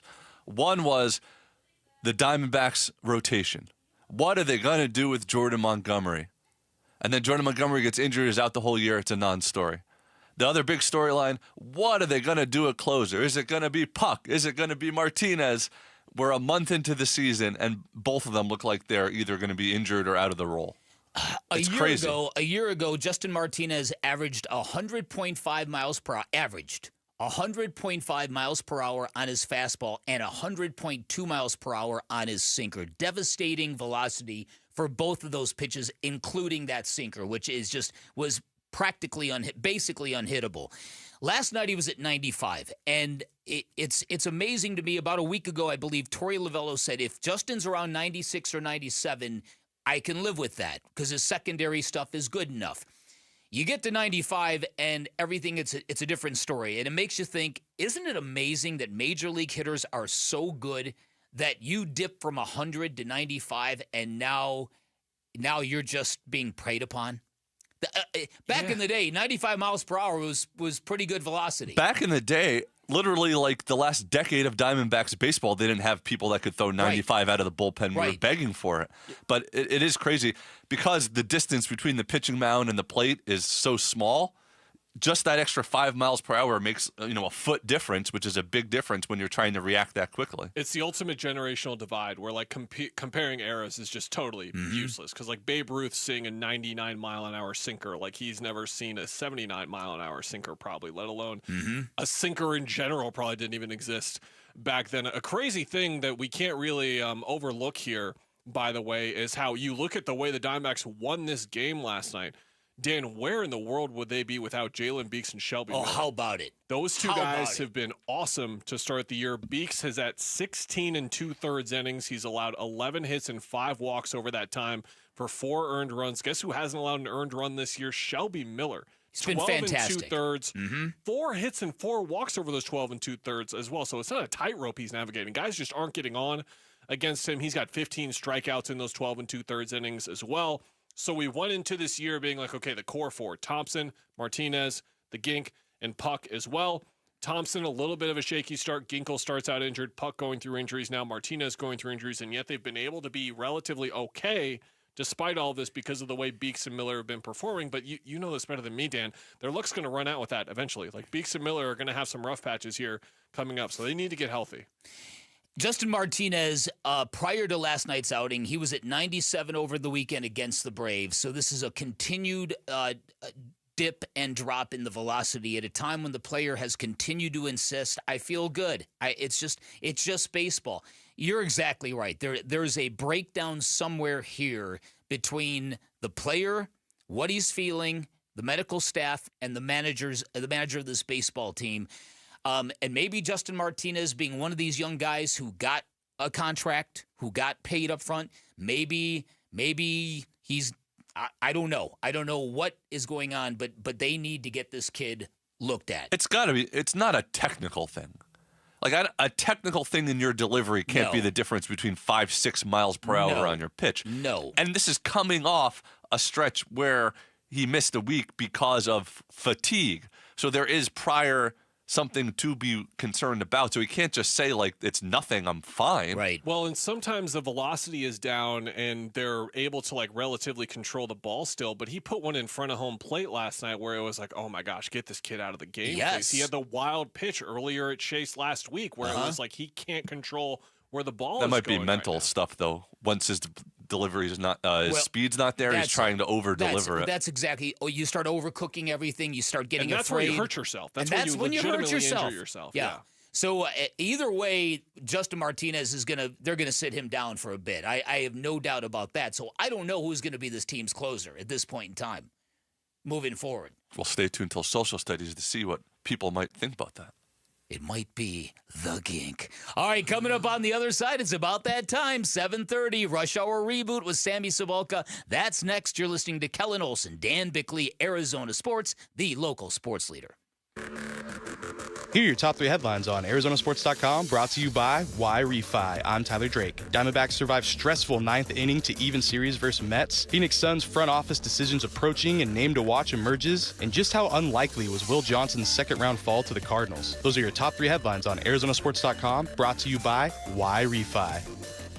Hey everybody, Dan Bickley here for Parker & Sons, and yeah, it's just about that time. Triple-digit temperatures, sizzling hot steering wheels, hours and hours and hours spent indoors, which means now is the perfect time to get prepped up for summer by getting your air conditioning system tuned up before it's too late. A Parker & Sons AC tune-up does a lot of great things, prolongs the life of your system, helps you save money on utility bills, up to $30 a month. It can prevent costly repairs, help prevent breakdowns, and more importantly, it gives you the peace of mind you need, because the last thing you want to deal with is a broken air conditioning unit during the heat and the height of summer. Remember, Parker & Sons, the company you trust with all your heating, cooling, plumbing, and electrical needs. All of their technicians are trust certified, which means they're insured, licensed, bonded. They've all passed drug tests and background checks. Look, you don't let anybody into your home. That is your personal space. That is never an issue with Parker & Sons. You can trust who you are letting in your front door and who you are allowing to fix your home. Call 602-2REPAIR. That's 602, the number 2, then REPAIR for Parker & Sons.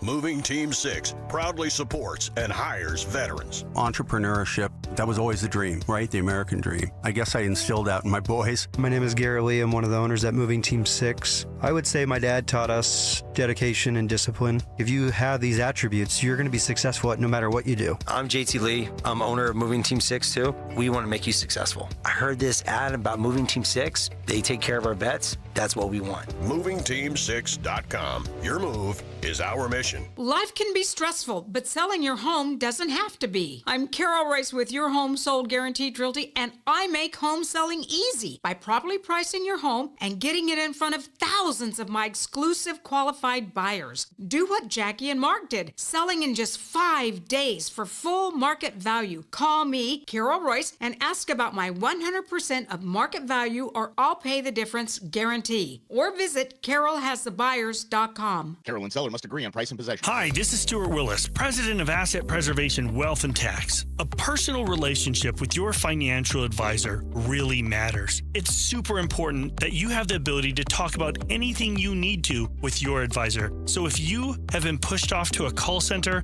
and you don't have a one-on-one relationship with your financial advisor, then reach out to us at assetpreservationwealth.com. That's assetpreservationwealth.com. Investment advisory services offered through Foundations Investment Advisors, LLC, an SEC registered investment advisor. Attention. Have you racked up $10,000 or more in credit card debt? Are you barely getting by making minimum payments? With credit card debt reaching all-time highs, National Debt Relief is notifying consumers about significant debt relief options currently being made available to help those with overwhelming credit card debt. These options may reduce a large portion of credit card debt for those who qualify. You don't need to declare bankruptcy or take out a consolidation loan, and you may only have to pay back a fraction of what you owe, even if you have bad credit. National Debt Relief has already reduced the credit card debt for more than 550,000 consumers, so don't wait. If you owe $10,000, $20,000, or even $100,000 in credit card debt, you can now take advantage of this financial debt relief as the cost of living continues to skyrocket. To check what debt reduction you may qualify for, call 800-750-2525. That's 800-750-2525. Again, that's 800-750-2525. Every day, helping, caring, supporting. Every day at APS, we're here to provide payment assistance programs to customers in need. We recognize how important it is to keep your bill as low as possible. Our energy support program offers eligible customers discounts of up to 25 or 60% every month. Pay down your bill with crisis bill assistance and other programs and resources.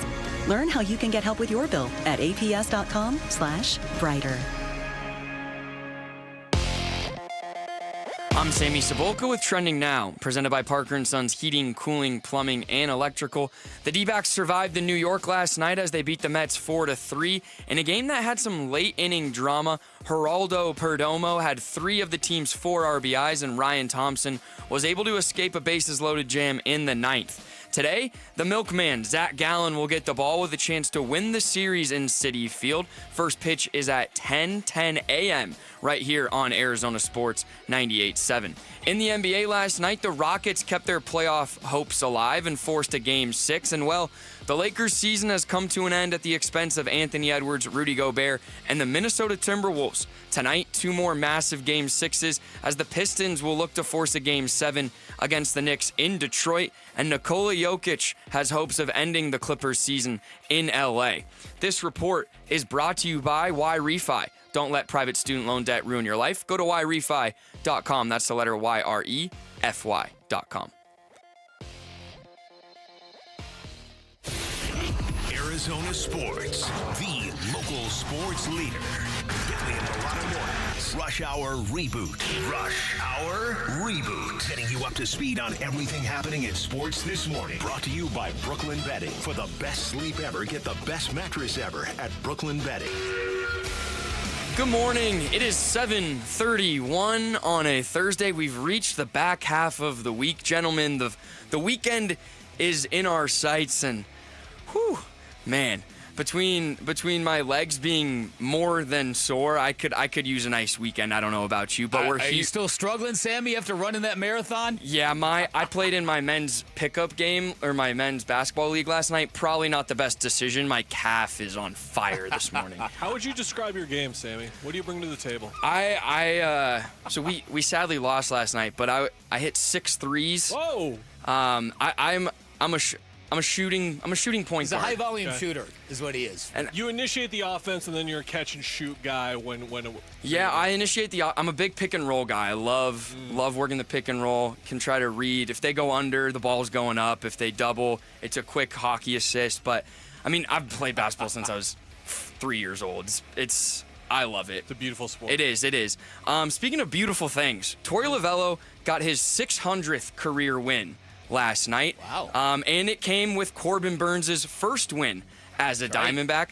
Corbin Burns went 6 innings, only gave up 4 hits, only 1 earned run. It was a home run. And Ryan Thompson got his first save of the season after inheriting a mess in the 9th. And man, Geraldo Perdomo just cannot get a day off. It was supposed to be a day off for him.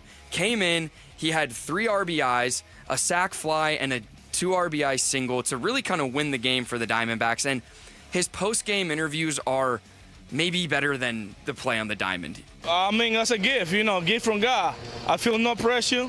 I just like to enjoy my job, be happy on the field, Lindy, he's been a great mentor for me, same like Jose Ramirez and Ketel Marte. So for me, we hang over there in that situation. It's the same for me. Don't matter. It's no pressure. I got my blood is like frog. You know how the frog? Right. Cold. Yes. Yeah. That's my blood. Yeah. Frio. Frissimo. First and foremost, how awesome is Jerry Perdomo? Jerry, during the postseason, we did this episode a couple of years ago where the Diamondbacks, when they made their run to the World Series, it was like, who's your favorite player? And some people love Ketel Marte, some people love Corbin Carroll, other people love Gabby Marino. There was a whole wide array of favorites. Geraldo Perdomo has fast become one of my favorites. He is fantastic. He is so good under pressure. You see how much Torey Lovello trusts him in high leverage situations. He goes out not to talk to the pitcher, but just to kind of tell Jerry, you're in charge here. But I love the kid. And he's got a great personality. Yeah, I'll go as far as saying he's my favorite D-back. Like, I love watching him play and the way that he approaches the game, but also just the nuggets that would come out. Like 2 years ago when Torey started talking about, Jerry's one of our leaders of the team, and then when we saw him doing the calming down stuff last year, it's like the 23-year-old on a team full of veterans, that guy. Right. But it speaks to the person that he is and, like, something that Sammy, he brought up there, like Francisco Lindor. He's one of those guys where whenever he gets to first or second or third base, he's always hugging the opponent and just being like, what's up, man? Great to see you. Like, he seems like such a great vibe. I love that he's a Diamondback. Yeah. A quick Jerry story. When I worked for the Diamondbacks last year and he was going through rehab, he would come into our office, say what's up to everyone, and he's working on his English to make it better. So he and I would play cards together for like 30 minutes a day. And he... Granted, he's not a very good card player. That's something about Geraldo Perdomo. Take his money, Sammy? Couldn't take his money, but if I could have, I would have. But he's just one of the nicest guys as an athlete that I've had the pleasure to meet. But Zach Gallen is on the mound tonight in the rubber match, or not tonight, this morning, and it's safe to say he hasn't had his best stuff this year. And my question to you guys is, how important is it for Gallen to go out and give the Snakes a chance to win today and win the series? Yeah, today this feels like a Zach Gallen kind of day. You know what I mean? There have been times in the recent years when Zach Gallen concern has started to bubble over in that World Series run. It did. I was the one leading the charge that Merrill Kelly's the real ace of this team, not Zach Gallen. And then Zach Gallen responded with that World Series gem where he almost no-hit the Rangers, right? So I'm a big believer in Zach Gallen, but I also do agree with what I've seen. He's been way too finicky, nibbling a little too much. He needs to trust what he has and kind of bring it all to the fore. Yeah, it's a frustrating watch sometimes because the most infuriating Arizona Diamondback that I've ever watched in my life was Robbie Ray, because he would nibble and nibble and nibble. Yep. And guess what? When he did it well, he was unhittable. He was masterful as a pitcher, which led him to have a very productive career in other places as well. But Gallen sort of has that similar kind of thing where you can just tell it's like a little bit too much of trying to play the corners, not enough of being like directly aggressive. And it's to the point where like even like the Diamondbacks broadcasters, both on radio and TV, you can sense them kind of being like, all right, Zach, like throw a pitch here. Like, let's go get him. And that's the type of thing you need to see from him. I think the underlying thing for me over the course of this entire season will be when Corbin Burns signed, I'll never forget being in my car and being like, oh, Zach Gallen's gone. Like, I just assumed that they were trading him because you can't pay. I assume they cannot afford both Corbin Burns and Zach Gallen, which is why this was sort of an all-in year for them. Yeah. So Zach Gallen needs to be much better with those stakes in mind. Yeah. All right, guys, what do Phoenix natives and Milwaukee natives have in common? Well, both their basketball teams are no longer playing, and their superstars are probably on the way out. Giannis Antetokounmpo and the Bucks lost to the Pacers, and they're done. Their season's done. So how important is Giannis going back to the Bucks? How important is it in the Kevin Durant trade market? Oh, that's a tough question. I do think that if this is the offseason that he does ask out, Milwaukee has to oblige him. Then he becomes the number one offseason target. It's not Kevin Durant. So does that change the calculus? Would Houston rather have Giannis? Anybody, I believe, would rather have Giannis than KD just based on the age. Yeah, it goes two ways. So one way is you call Houston, and Houston is the team you want to trade with, and you have a pretty good deal in place that you feel great about and you want to get done. And then meanwhile, they're like, actually, hold on a second. We have Milwaukee on the other line, and then you have to wait for Giannis Antetokounmpo to get traded, which might not align with the timeline that the Suns are looking at, because Milwaukee is going to, if this is indeed the end of Giannis Antetokounmpo, we'll see. No reporting yet. We'll see. But if this is the end, they have to take their time. They have to be really slow and precise about this. Slow and precise is not exactly what the Suns have been over the last couple of years. They like to move at a certain speed, and they like to get things going here. The other direction could be a bunch of teams looking for that star upgrade and hearing, like OKC being like, oh yeah, what about Isaiah Hartenstein, Casey Wallace, and 3 first-round picks? They're like, no, we'll take Chet Holmgren and 6 first-round picks, actually. That's where teams like that can be like, oh, maybe 2 firsts and this young player for Kevin Durant isn't so bad instead. We'll see. Yeah. We've talked about jersey numbers on the show the last couple of days, and it's prevalent for the Cardinals right now because Jacoby Brissett will be wearing number 7 for the Cardinals this year. Why is that important? Because Kazir White's number was number 7 in his time here at in Arizona. So maybe it's a sign that his time with the Cardinals is up, and his possible replacement and 3rd-round draft pick, Jordan Birch, will join us today at 8:30. And so whether it's Birch, Nolan, Will Johnson, whoever it may be, how impactful do you think this draft class could be in year one? I think that's the main question here, is year one specifically, because I think the main thing we're going to be looking at for this year is the year 1 to year 2 jump for all of the guys from last year. Like, that goes as big as Marvin Harrison Jr., but how about like Tip Ryman, Trey Benson, Max Melton on the other side, Darius Robinson as well. I think the main thing to understand is that while like Will Johnson is incredibly hyped up and Walter Nolan is your first-round pick, both of these guys are likely going to be used in supplementary roles, at least at the start of the year. Walter Nolan especially is going to see like 20%, 30% of the snaps. Maybe he might get the Bruce Arians, DJ Humphries treatment to start his career. Like, we've seen that before. Johnson, similar kind of thing. So expectations need to be tempered, even though people are very excited, rightfully so. I think because so many draft picks were allocated to the defense, 6 of the 7, I think somebody is going to have to be a contributor for this to kind of look like a successful draft. And I hope that you do see an increase in the defensive metrics accordingly, because they have put a lot of time and resources into this. They rebuilt that whole interior of the defensive line before drafting 6 defensive players in the NFL draft. So I'm hoping to see something, but like I said, experience has taught me that expect nothing from a rookie class other than what Kellen said. Rotational contributions. Sweet. Well, we hit the pigskin, the hardwood, and the diamond, so hope you guys have been rebooted this morning. And we heard about Sammy's 6 3-pointers last night. Well in the loss, sadly. In the loss. Oh, he just wants to win. He doesn't win. He doesn't care if he has his donut out there. Baby. What time do those games end? Man, Last night was 9 p.m. tip. Brutal. 9 p.m. tip. Brutal morning. This guy. This guy. Oh, to be young. Oh, man. This guy. The alarm went off. I was like, no That's way. fantastic. Ball is life. You guys got to understand. Ball is life, It's right? just life sometimes. All right, on the other side, our weekly visit with Diamondbacks president and CEO Derrick Hall next. Stick around. We're back right after this. Dbacks at the Mets. Here's the pitch.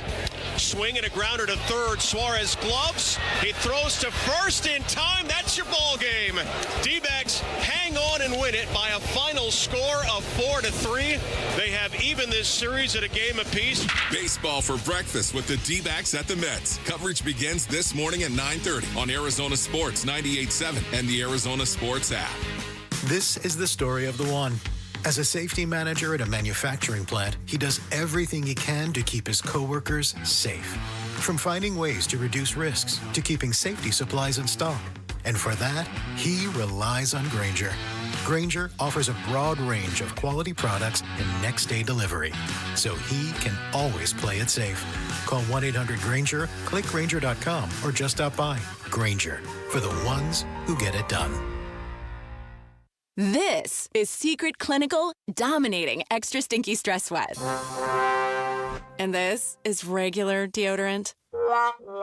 Secret Clinical in a heat wave. Oh, what a beautiful day. This is regular deodorant. Ugh, I can't. Secret Clinical with workout sweat. Let's run another marathon. And regular deodorant. How much more? Secret is the GOAT. Because nothing fights sweat better. Stay fresher under pressure. Pioneer Landscape Centers is now part of Site One Landscape Supply. That means more products, better pricing, and 14 locations. We stock bulk rock, sand, soil, hardscapes, artificial turf, tools, lighting, and now irrigation at select branches. Visit pioneerco.com to find your nearest branch and order pickup or job site delivery. May 5th through the 11th. Get close to the future legends in women's golf. The Carlisle Arizona Women's Golf Classic returns to TPC Scottsdale's Champions Course. Brought to you by Carlisle Companies. The biggest purse on the Epson Tour means the best in women's golf will be here. May 5th through the 11th at TPC Scottsdale's Champions Course. Go to CarlisleLPGA.com for tickets. Be there for the best.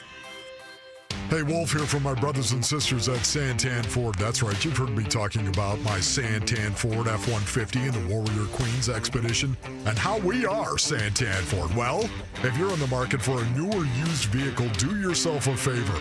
Go check out the hundreds of new and used vehicles at Santan Ford. Located at the Santan 202 in Val Vista in Gilbert, Tim Hovick and the great team at Santan Ford will take care of you. Go to santanford.com. I am Santan Ford. Hey, it's Mike Broomhead. Over the last 20 years, the attorneys at Sweet James have helped enough accident victims to fill an entire sports arena.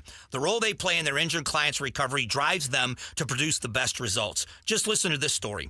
A client's world changed after a reckless drunk driver hit his vehicle and left him with severe injuries. He couldn't get the insurance company to help him at all, and after all the frustration, he called Sweet James. His team of attorneys stepped in to make sure he got the medical treatment he really needed, and they wouldn't let up until they delivered a massive $7 million win for him. In this situation, caring and winning go hand in hand. It means medical care, maximum compensation, and justice. That's Sweet James. If you're ever hurt in an accident, the results matter. Call the attorneys at Sweet James and don't wait.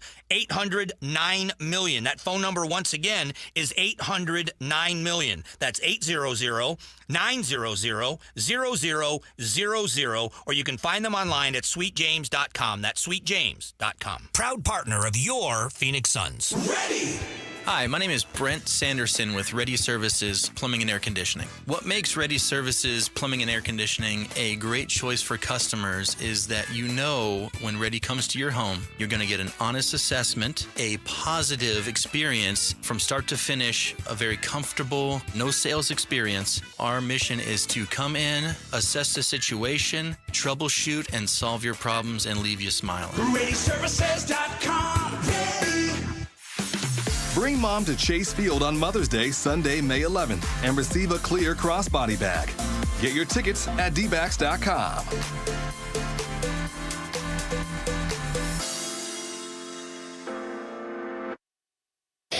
Arizona Sports, the local sports leader. Mr. Speaker, the president. I have the high privilege and distinct honor to present to you the president. He's the president and CEO of your Arizona Diamondbacks. Hail to the chief. Derrick Hall. The president. On Now with Bickley and Murata. Happy Thursday, everybody. Dan Bickley here, Kellen Olson in for Vinny. Time for our weekly visit with the Diamondbacks president and CEO. He, of course, is Derrick Hall. Derrick, how are you this morning? Hi, Vic. Hi, Kellen. I'm doing well after, just another ho-hum win at Citi Field. I mean, it's getting old. What a stressful day at the ballpark yesterday. You must have been so relieved to get that game in the victory column when it was all said and done. No doubt. I mean, too often over the last couple of weeks, we've been on the other side. In fact, my daughter, my adult daughter said, if we had bases loaded, nobody out, and didn't win that game, you would have been going nuts. And I'm like, you're right. I mean, that's what we've experienced the last couple of weeks. But it was a good, gritty win, and we felt more like ourselves. We didn't for like the first 5 or 6 innings. Again, we just couldn't click. I think you said it best, Vic, the last couple of days, that there just hasn't been a vibe. We don't know what our vibe is. We haven't found our vibe, and we know we're going to. But that's a big win. We now have a chance to win the series. However, you had to win that game because now we're going up against Senga today, and we have not figured him out. The league hasn't figured him out, and he's made us look foolish in the past as he has so many other teams. Derrick, when you look at just something you hit on right there, which is the vibe around the team and just not really looking like the Diamondbacks brand of baseball that we're used to, how common are those bumps through the full 162, and just what's the key to getting out of that and getting back to the style of play we're used to? Yeah, great question, Kellen, and I think it's normal. We go through it. Every team's going to go through it.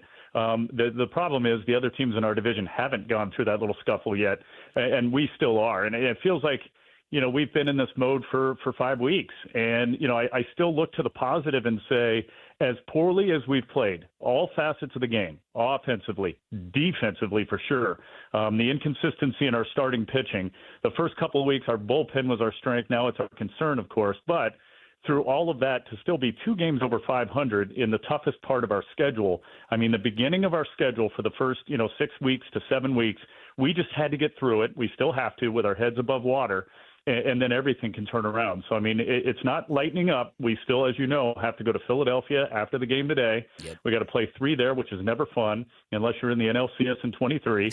Then we come back home, play these Mets again, and then we got to play the Dodgers, right? And then we have to go to San Francisco. So it doesn't lighten up.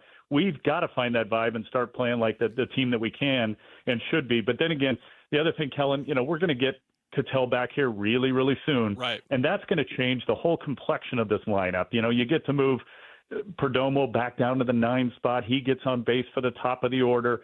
Hopefully we're seeing Lourdes come around. It looks like Marino's coming around a little bit. So hopefully everybody contributes and we play like the team we should be. Completely agree with you about Lourdes Gurriel Jr. Very, very encouraged by his at-bats recently. He really looks like a player ready to bust out. All right, let's get to the one of the big takeaways. And by the way, who needs a torpedo bat, Dick? Exactly. Right. What a little fad. Right. What a Damn stupid the fad. torpedoes. Right. That's right. Damn the torpedoes. All right, Justin Martinez, what is going on with J-Mart? What can you tell our listeners? Well, I mean, obviously there's something wrong, right? And we've now seen that sample 3 times, and we have to figure it out.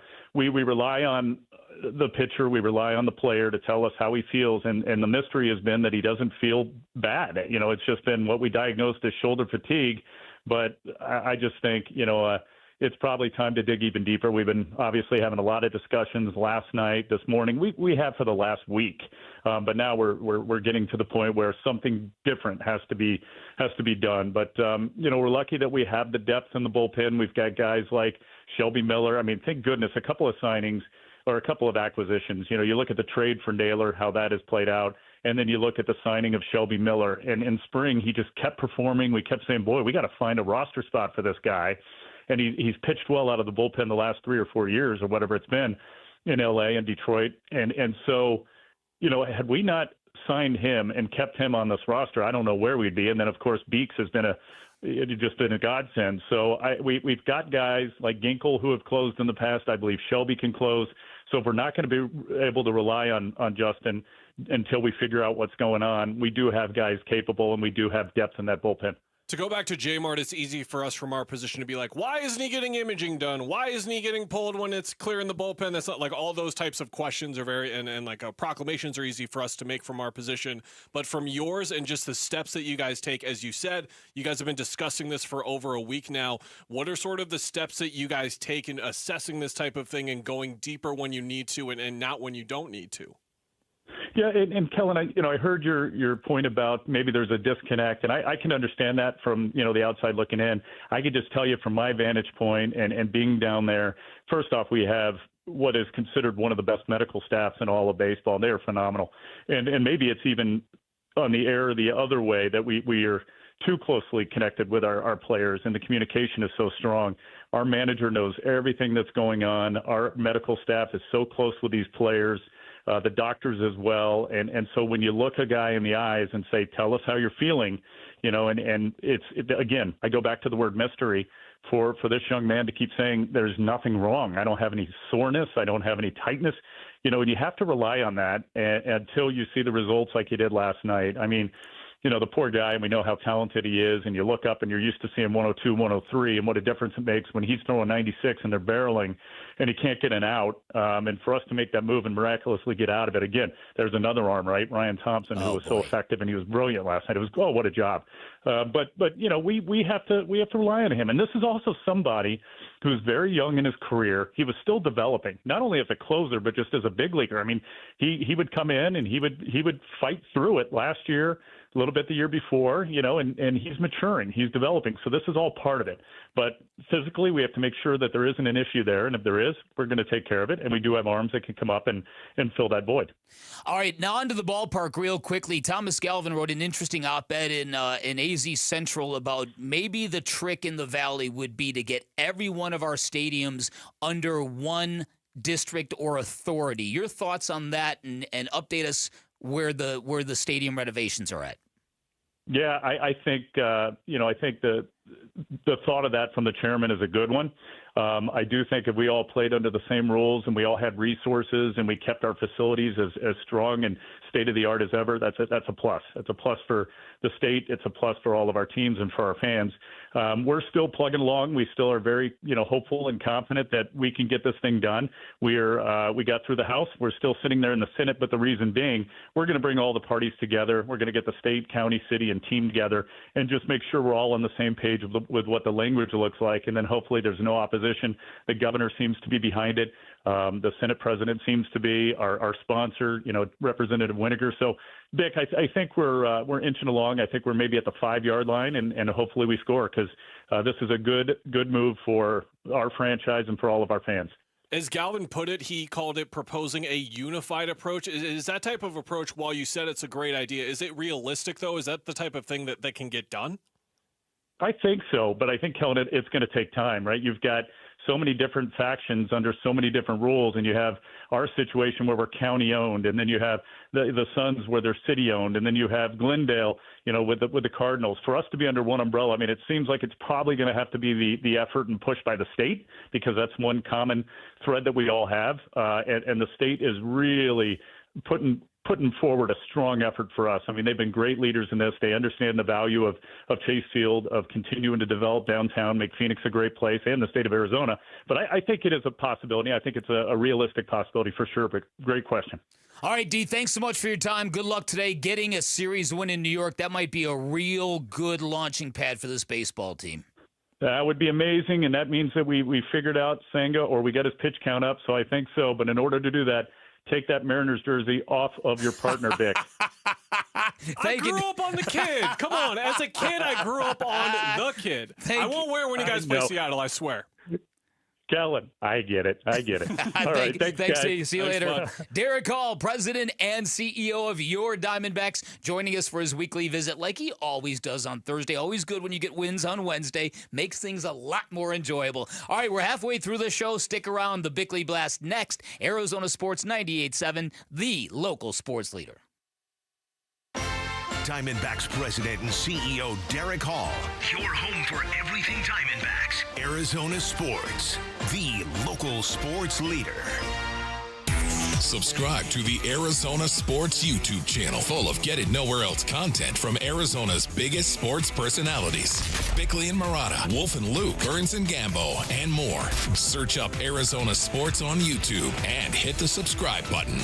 I've been in the diamond business my whole life. Grew up in my dad's 22-store chain, and since 1990, I've been doing it on my own. Here's the truth. Big name stores can't match our prices. Why? Because they have massive overhead, fancy showrooms, huge marketing budgets, and layers of corporate costs. Every dollar they spend is a dollar you pay. But at my office, we keep it simple. No unnecessary overhead, just the best diamonds at the best prices. And when it comes to quality, we carry what the mall stores won't and what the luxury stores charge a fortune for. If you want the finest diamonds at the most competitive prices without the retail markup, come see me, Diamond Dave, and my team of experts. Because when you buy from us, you don't just get a diamond, you get confidence, quality, and the deal of a lifetime. Call 480-397-2450. That's 480-397-2450. Or follow Dave on Instagram at Diamond Dave Cantor. That's at Diamond Dave, Kantor.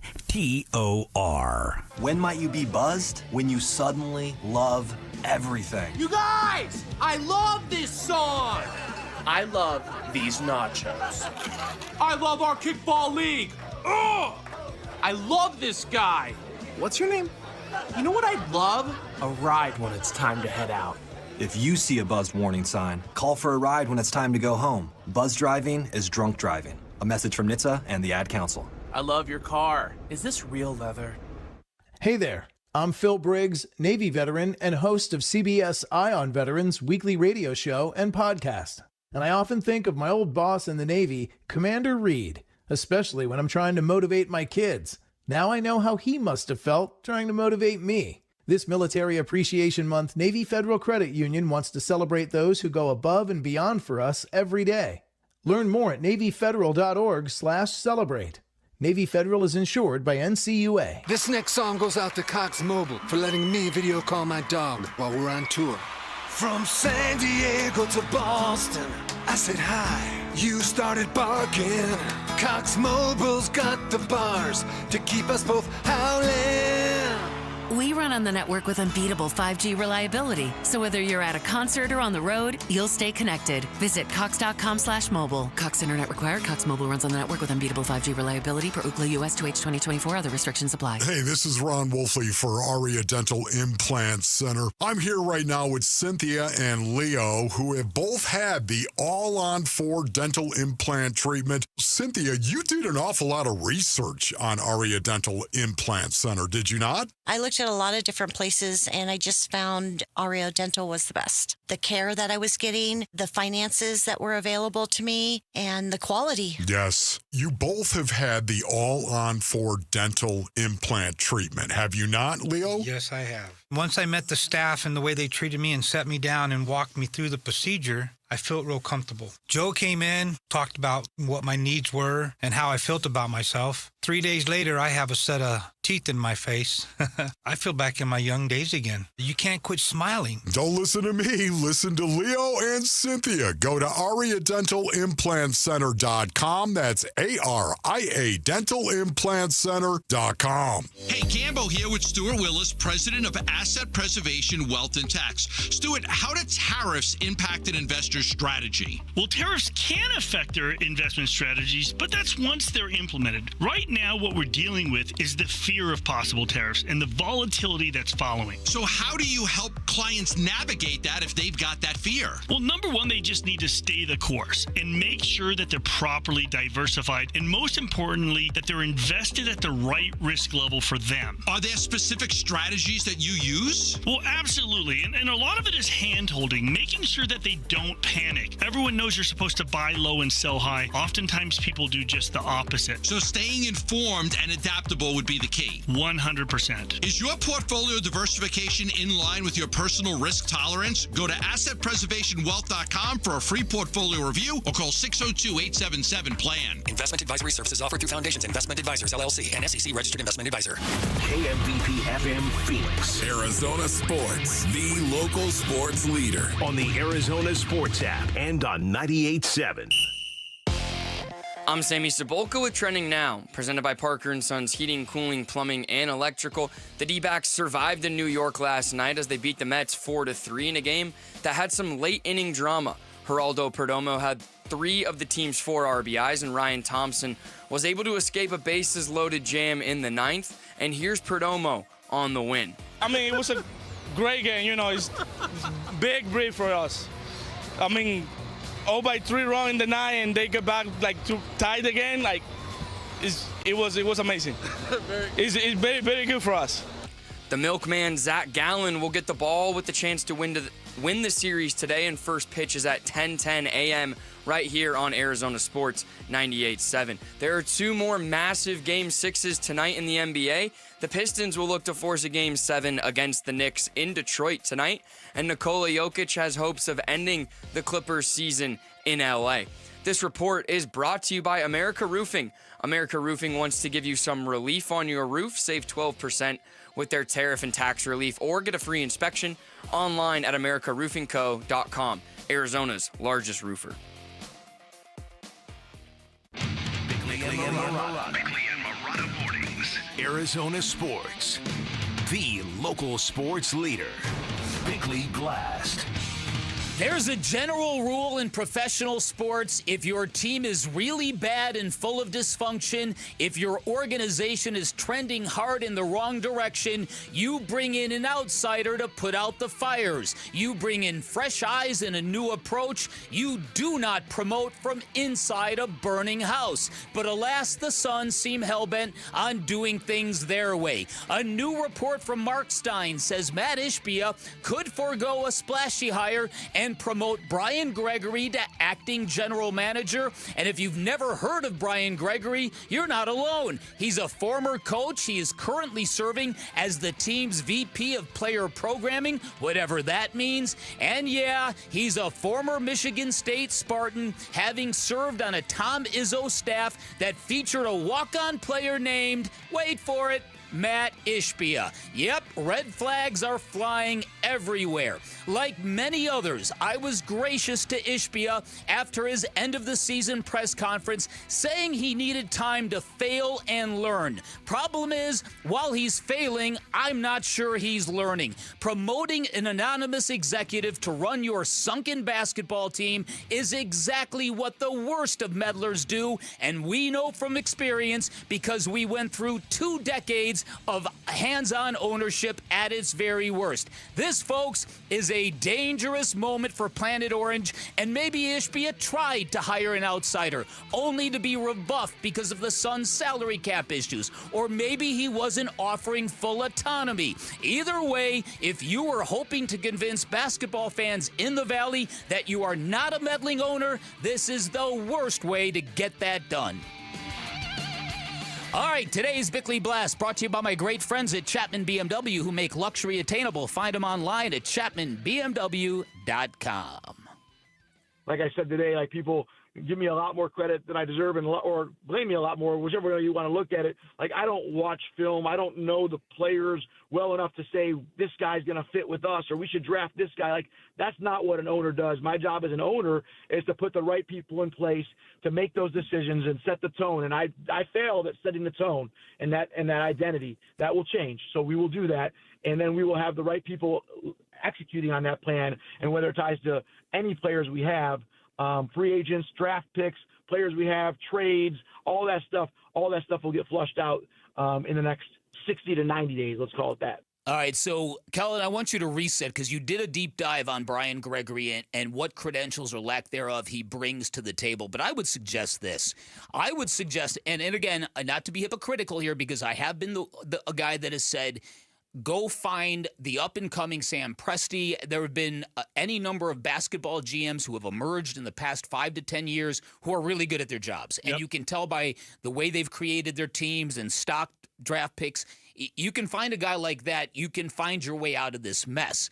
So conceivably, Brian Gregory could be that guy, but the messaging, the symbolism, this would be an absolute debacle for Suns fans who are clamoring for a better, more coherent approach to building a basketball team.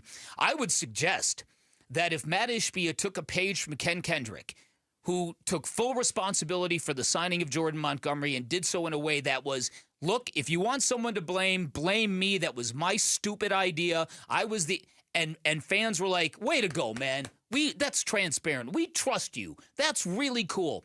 I'm convinced if Matt Ishbia did that, got in front of a microphone and said, look, I thought I had a plan. I tried this. I tried that. I tried this. It didn't work. I'm going to give the keys back to James Jones. And we're going to let him go back to doing what he did prior to it. I think fans would vibe around that more than they would this idea that, okay, I'm going to hire this guy that was once my coach at Michigan State. It's one of those things where when a head coach gets hired or when a front office executive gets hired, these are not players. And what I mean by that is if the Suns sign Monte Morris as a backup point guard, I can go into the film, I can go back and watch everything. I can tell you how good or how bad he's been on the floor. If you bring in a head coach or an executive from this time when they were doing this, it's more difficult to analyze and really pick out, okay, what was them, what wasn't them in terms of the success, in terms of the failures, how much of that was on them. Whereas I can tell you, like, well, Monte Morris just didn't shoot well from here. On defense, he did that. It's a lot more, I want to say, subjective. So with all of that in mind, what we can do again is look at the resume. And to repeat the point that I made earlier, Brian Gregory's resume from an NBA standpoint is non-existent. He was a collegiate head coach for 2 decades. He was not entirely successful. At Dayton, he built a program nicely over nearly a full decade. Goes to Georgia Tech for 6 years, is not successful. Goes to South Florida for 6 years, is not successful. Over those 2 decades of head coaching experience, he is not coaching these potential first-round picks and evaluating the type of NBA talent that he will be evaluating if he is to get this job. So again, you go through the resume. Why is he getting this job? There aren't really any links from an NBA standpoint, but the one major link that is standing out is Matt Ishbia and how when he was an assistant coach at Michigan State, when he began doing that in 1999, he did so for the first 3 years, and Matt Ishbia was a player there. Again, This is the type of thing we could talk about where, oh, this guy is here just because he's tight with Ishbia and he coached him at Michigan State and he's a Michigan State guy, whatever. If that person, in theory, had a real NBA resume and, experience in an NBA front office that goes beyond a full calendar year, which it isn't even going to go beyond a full calendar year if this guy gets a job here in the next couple of days like people are expecting him to, it's a different story. But the credentials just aren't there. No. They're non-existent. No. And so this is going to be an issue for Suns fans who think that the owner is kind of standing in the way here. And as however well-intentioned Matt Ishbia might be and however generous he might be, he's learning some hard lessons. No matter how much money you have, you cannot come into pro sports and just money whip a problem. You just can't. It's not a viable solution. And then when you look at what we have seen the last 2 seasons, the attempts to build around Kevin Durant and Devin Booker, the roster that has so many holes in it that doesn't, in hindsight, that doesn't really look coherent, and the way you build teams in the modern NBA, this is clearly an issue that goes well beyond who you are selecting to be the head coach. And there's going to be blowback on this if this is the way they choose to go. Also, acquiring Bradley Beal with no thought to what happens if this doesn't work. Well, that's probably the number one thing. But as I've said before, it's where's the accountability for all of these failed maneuvers. There was KD came in. They had a decent run of it. They had 2 spectacular games against the Nuggets in the playoffs before Chris Paul got hurt, and that was the end of it. And Book was kind of dinged up at the end of that. It's been downhill ever since. And on the accountability thing, are we under the impression that if this Gregory thing does go through, that Bartlestein and James Jones will also still be a part of the front office and decision making? I think the clarity will come with that news coming down, where we will understand more so what Bartlestein's, I would guess, new role is and what James Jones's, I would guess, new role is. But again, a critical thing to remember here, and I know people are listening and saying, oh my God, you guys just said that this is the biggest offseason since X and all this kind of stuff. Like, I understand the hyperbole that we tend to go to, and that's fine. But this is the summer the Suns need to get their ducks in a row and start building something. Yes. Because if they do not start building something again and they screw up again, Matt Ishbia himself said at his press conference where he can be patient if things are working. But if they're not working, again, that is where that patience runs out again, and you don't have any stability when you need it. And instead of this turning into a reset of 2 years, 3 years, a year, whatever it could be much, much longer than that they're in the basement. Yeah. I was worried from the moment that Matt Ishbia said the new identity was going to be grimy and gritty. Because if you look up the definition of Michigan State basketball, if you ask AI, what is the identity of Michigan State basketball, it's exactly what AI will tell you. Gritty. Oh, boy. Well, also, aren't you going to establish what your style of play is with your new front office and your new head coach? Yeah. Yeah. Yes, Kellen, indeed.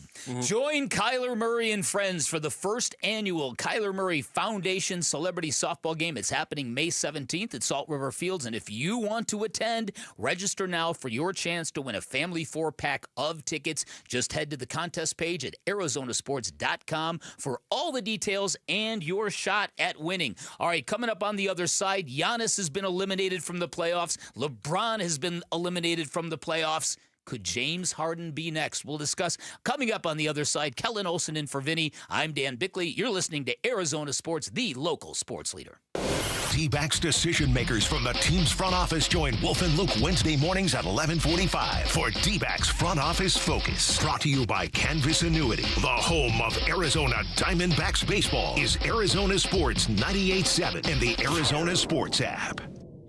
Hey, everybody, Dan Bickley here for Chapman BMW, and if you're in the market for a new ride, make it the ride of your life. Make a checklist. Get your expectations high. You should demand a great brand, a great experience, a really good price, and a car you cannot wait to drive. That is what you're going to get from my friends at Chapman BMW and a whole lot more. Chapman BMW, a family-owned business since 1958. That is a rarity in today's corporate automotive world, and they do things differently in all the best ways. They've got 2 great locations, which means you're going to get the best selection you're going to find in the Valley, no matter what you are looking for. They've got a great reputation for elite service and handling. You'll feel it the minute you walk into either of those locations. As one of their techs once told me, there's greatness in the DNA of every car they sell at Chapman BMW. And from Ted Chapman all the way down, everything they do is first class. Finally, you also have a friend in the business at Chapman BMW. So go take a test drive, find out what you like, then ask for my guy, Shane O'Hanrahan, GM of both locations. Ask for him by name. He ensures all listeners of Arizona Sports are going to get the very best deal you are going to find in Arizona. You can always shop online at ChapmanBMW.com. That's Chapman BMW. 2 great locations, 1 great experience. Hey, it's Gambo. You all know that Christian Brothers is your go-to company for all AC and plumbing needs. But did you also know they can help with any electrical issues you may have at your home? Christian Brothers offers an electrical safety inspection for just $69. This includes a panel inspection, testing all the breakers, tightening down all the wires, and much, much more. Mention me, Gambo, to get the $69 special for your electrical inspection. Call Christian Brothers at 602-222-3535. That's 602-222-3535 or online at cbrothers.com. Hey there, I'm Jack. And I'm Stag. We're just 2 deer that want to make sure you know it's deer season at your authorized John Deere dealer. The deer season that saves bucks, you know? Like us? Yeah, you can get $3,000 off select John Deere machines. No early wake-up calls or tree stands required. Just a trip to your authorized dealer before June 2nd. If you ask us, it's the only deer season worth celebrating. Visit johndeere.com/deer season to find an authorized dealer and for complete finance details. Progressive knows owning a home can be hard, but not always. Like when you're relaxing on your patio, enjoying a nice, quiet evening. So quiet. Except for the sound of the neighbor's party. Which you said you'd go to if you weren't busy. And your quiet night on the patio, that's not exactly busy, is it? Maybe you should just stay inside. At least Progressive's Home Quote Explorer lets you easily compare rates, so shopping for insurance is the easiest part of owning a home. Progressive Casualty Insurance Company affiliates and third-party insurers. Comparison rates not available in all states or situations. Prices vary based on how you buy.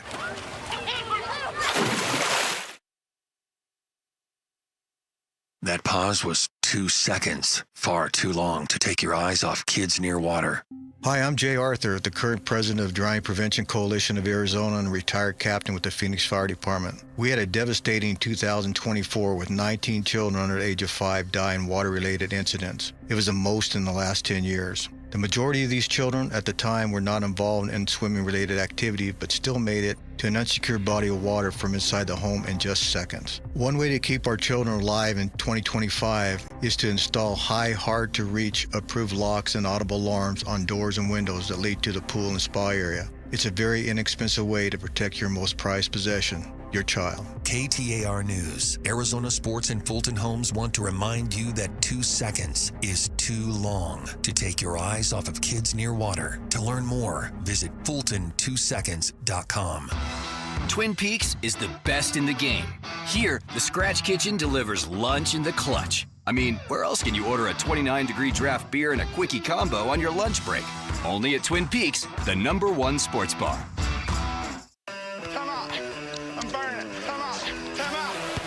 Arizona Sports. Floor Burns with Bickley and Murata.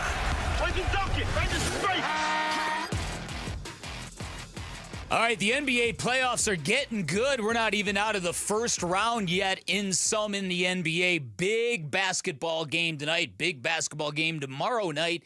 Tonight, the Nuggets look to close out the Clippers in Los Angeles. And this is another chance for James Harden to prove he can be that guy in the postseason. Or not. He has continued to prove that he isn't. Yeah, that's true. Dan Bickley, and I know what this sounds like, the Wildcat targeting the Sun Devil, all this kind of stuff, but I think it's a conversation worth having because James Harden is one of the most successful products of Arizona State athletics really ever. Like, he has gone on to become, and undoubtedly he's going to be a Hall of Famer. Like, that is cemented. He was and is one of the best players of his generation, but what has undeniably been a trend over the entirety of his career, and I'm guessing is going to continue tonight, is when elimination games come around, when his team gets bounced, he severely underperforms. Last year, he was 5 of 16 from the field for 16 points when his team got eliminated. The year before, 3 of 11 for 9 points. The year before, 4 for 9 for 11 points. The year before, 5 of 17 for 22 points. That is his post-Rockets tenure. And you'll remember the storyline in Houston was as the game gets closer and the game starts to wind down and get to crunch time, that is when his numbers statistically would drop. The turnovers would rise. The shooting percentages would fall. This has been a thing pretty much over the entirety of his career, especially in the last 5 years or so. In Game 5, I didn't even notice him on the floor half the time. He was just completely lost in the clouds. And it's the type of thing where when you're in the position you are on this team, when you are one of the leaders of the team, you have got to be that guy that is ever present, especially when you're the guy running the offense. And again, it was difficult to notice him out there. He didn't speak with the media after this game. He didn't speak with the media the game before that. So hearing from him in terms of what's really going on, that's the type of thing where, like, are you ducking out because you know what people are going to ask about because this is year 10 of this continuous trend? I'm fascinated to see tonight, even though I have an idea, but I'll tell you what I did, Dan Bickley, and you know how much I freaking love the NBA and I freaking love playoff basketball. Mm-hmm. When that game got to Denver leading by about 16 in the mid-third quarter, I shut it off because I was so freaking frustrated watching the Clippers with this malaise in a Game 5 2-2 on the road, and a lot of that has to do with Harden, unfortunately. He's such a frustrating guy for me to watch. I completely agree with you.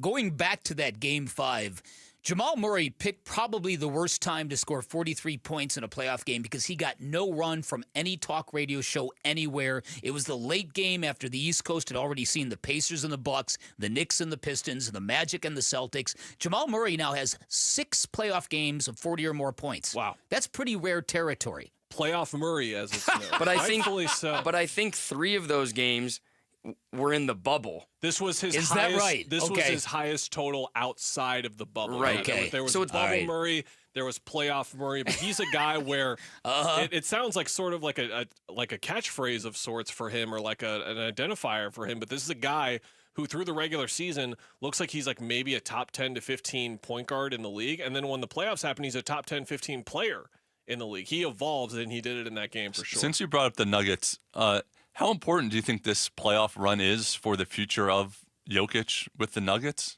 Is that even something to talk about? I think they're basically one more failed playoff run away from shifting some things around. Now, that has happened by the process of them not paying their money. This is another instance where if Matt Ishbia is owning the Nuggets, they probably would have won a second championship by now because they let KCP walk for nothing. They let Bruce Brown walk for nothing. The only price there was in the tax bill. That is where Denver shifted and said, oh, well, we love our young guys. And like Peyton Watson's barely playing in the series. Christian Brown was a nice developmental story for them. But this is the type of thing where there were the reports from Sam Amick in The Athletic in December where they were looking around at offensive upgrades for their team. When Russell Westbrook was out, who is extremely hit or miss to say the least. Like if you look up hit or miss in the dictionary, you will see a picture of Russell Westbrook's face there. He has become just so valuable for them because of what he brings to their offense. He was a huge part alongside Jamal Murray of that win. But if they get bounced in this round or even get bounced in the second round, I think there's a situation where they explore trading Michael Porter Jr. They explore trading Aaron Gordon, and that core, that championship core, really starts to break up. And you know what? Good. Because we need to see Nikola Jokic contending for a championship every year because his greatness has just been a pleasure to watch every year, and I don't want to watch it get bounced this early. And you know, some people kind of feel the same way about Giannis, and if we can go back to the previous game and his dust-up with John Halliburton, Tyrese Halliburton's father, the NBA is very lucky that Giannis is who he is because when you rewind what happened, Giannis at the end of an elimination game loss, you are now going home for the season, and now you got this dude in front of you trolling you and you don't even know that he's Tyrese Halliburton's hands. No.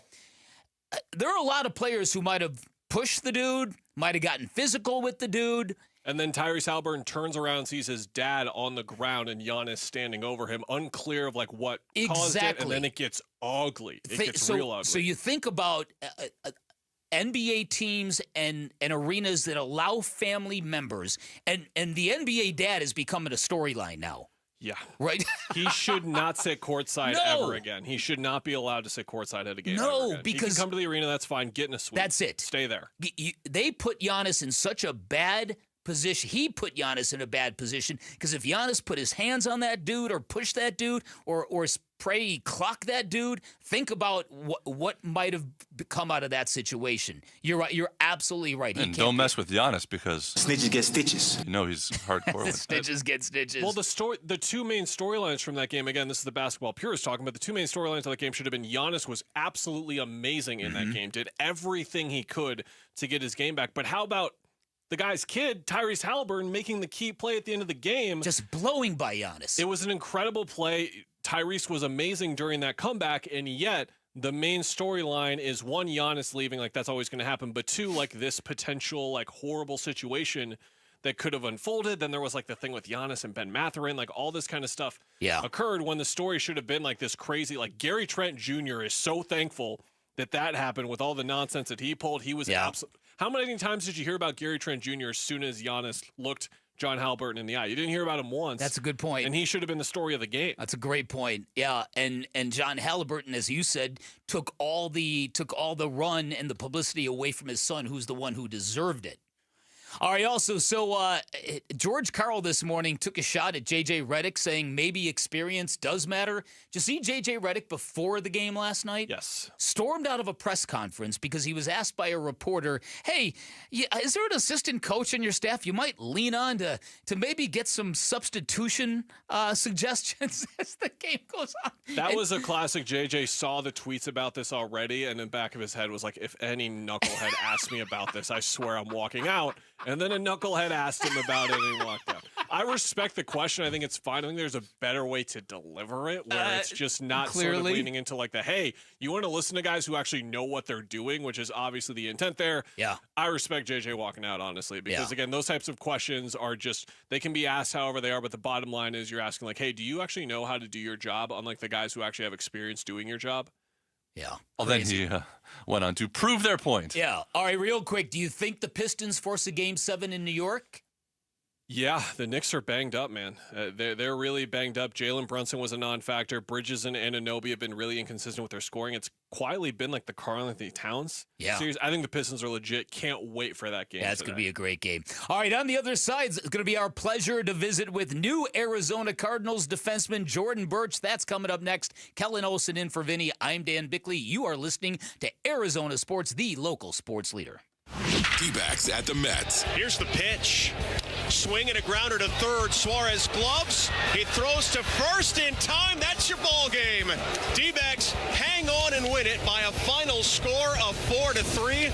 They have even this series at a game apiece. Baseball for breakfast with the D-backs at the Mets. Coverage begins this morning at 9:30 on Arizona Sports 98.7 and the Arizona Sports app.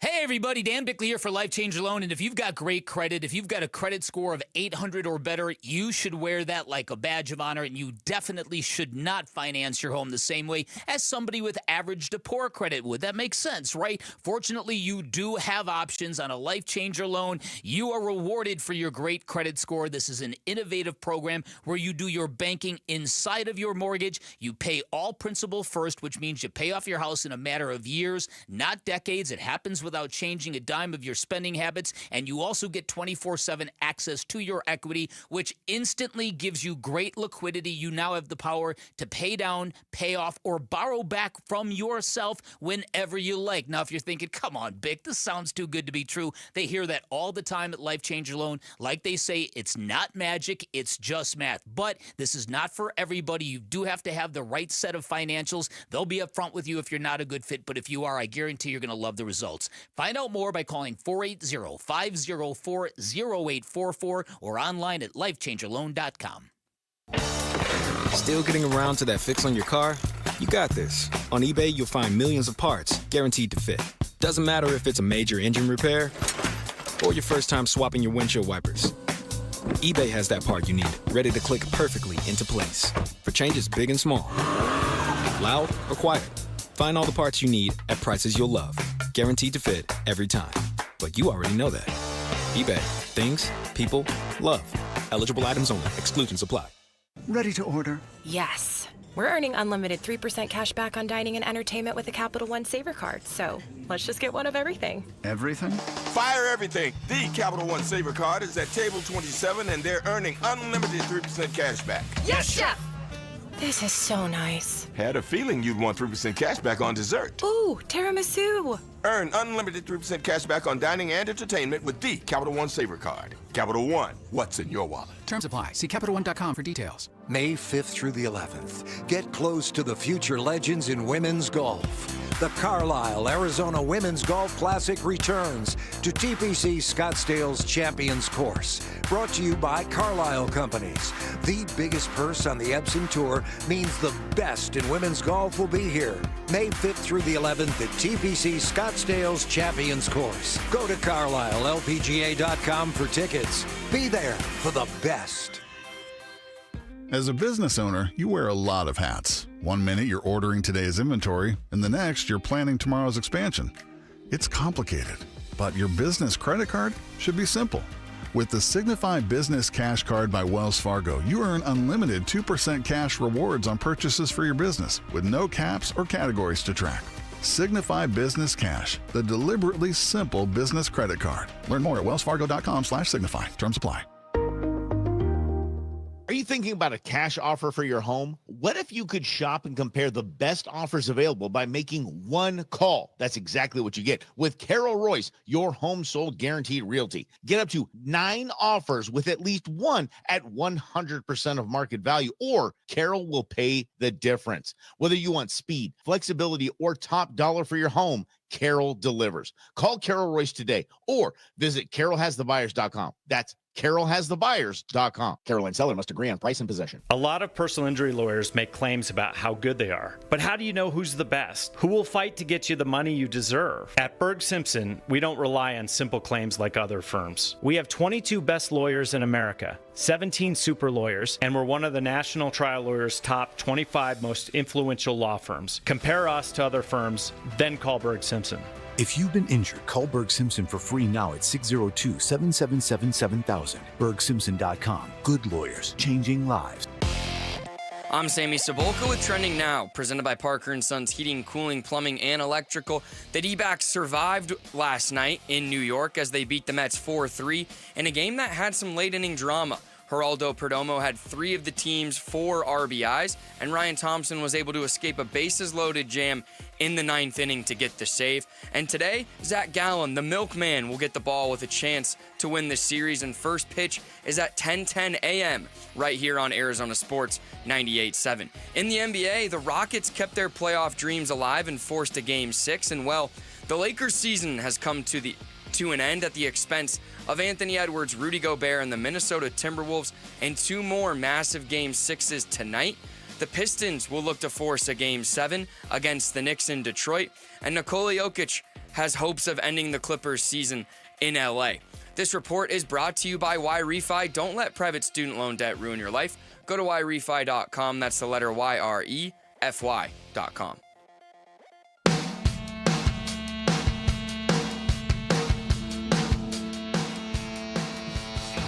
Welcome back, everybody. Happy Thursday. Dan Bickley here. Kellen Olson in for Vinny. A lot of excitement surrounding the Cardinals after the NFL draft. And don't forget, the NFL regular season schedule will be released on Wednesday, May 14th. And Cardinals single game tickets go on sale that very same day. Sign up now at azcardinals.com/tix, TIX, to be notified as soon as tickets go on sale. And to play into that excitement, our great pleasure to welcome in one of the newest members of the Cardinals, outside linebacker Jordan Burch. Jordan, good morning. Thanks for joining us today. How you doing, my man? I'm doing good. So you said after the Cardinals drafted you that the sky is the limit for your upcoming NFL career. Tell Cardinal fans what they are getting in Jordan Burch. Yeah, you're getting a competitive guy that's going to come into the building every day to work. A great locker room guy. I always like to have the guys around, create a bond. The end goal is to win the championship. So just, a guy everybody wants to have around that's going to make plays and, make the team better. Jordan, when you got to know Jonathan Gannon through the pre-draft process or post-draft process, just kind of what stood out to him as not only a head coach, but just sort of the attributes that he lives by with football? Yeah, he was just a guy I could talk to. He was smart. Like everything, I asked, he had an answer for. And, just sitting in the room, being able to talk to him, I feel like I was already on the team, just the way he went about things and, explained everything. So I feel like this is the perfect guy, to be able to play for him. You'd also mentioned that you were kind of vibing on the fact that the Cardinals have a nice, real group of young coaches that they're very relatable to younger players. Could you elaborate on that? How important is that to a young football player? Yeah, especially for a young player coming in, I'm going to have a lot of questions. I'm going to need to, see the whole picture of the defense. What do I need to do? Guy next to me is doing. And I feel like they really, agreed on that. That's a good thing for coaches to be able to explain to their players. And they were really thorough, telling me, like, this is what to look at when you're rushing or you're trying to stop the run. So I feel like that was a good thing to have. Jordan, with the transition that you're making from college to the NFL, I was curious with Oregon specifically how that program helped prepare you for this transition, how it could have you maybe a step ahead of other guys given what that program expects out of you guys. Yeah, it was really a lot about winning. Coach Lennon loved talking about winning and what we needed to do it. And then we had, different things on defense, different things to key in. I feel like a lot of people in the NFL still work on that. I feel like that was something that we brought in as soon as we got to Oregon. So I feel like that'll help me at the next level. So your athleticism is obviously part of one of your many strengths. And if anybody hasn't seen the video of you on that fake punt while you're at Oregon, highly recommend it. What do you remember about that play when you took that snap and just motored? Yeah, so we ran a regular punt earlier in the game, and we were kind of backed up. I'm running on the field, and coach kind of gave me like a head nod, like we're about to run it. I was like, okay, well, let's do it. And I think we started the play, and somebody came through free, and I was like, okay, I got to make a play. So I had to break a tackle. It was clear field. I'm trying to score, but it was just a great play. I was ready to run it all year. Jordan, I'm terrified to think of what a high school offensive lineman was going through when they were trying to block you. And then we read that they were trying to block Xavier Thomas at the same time.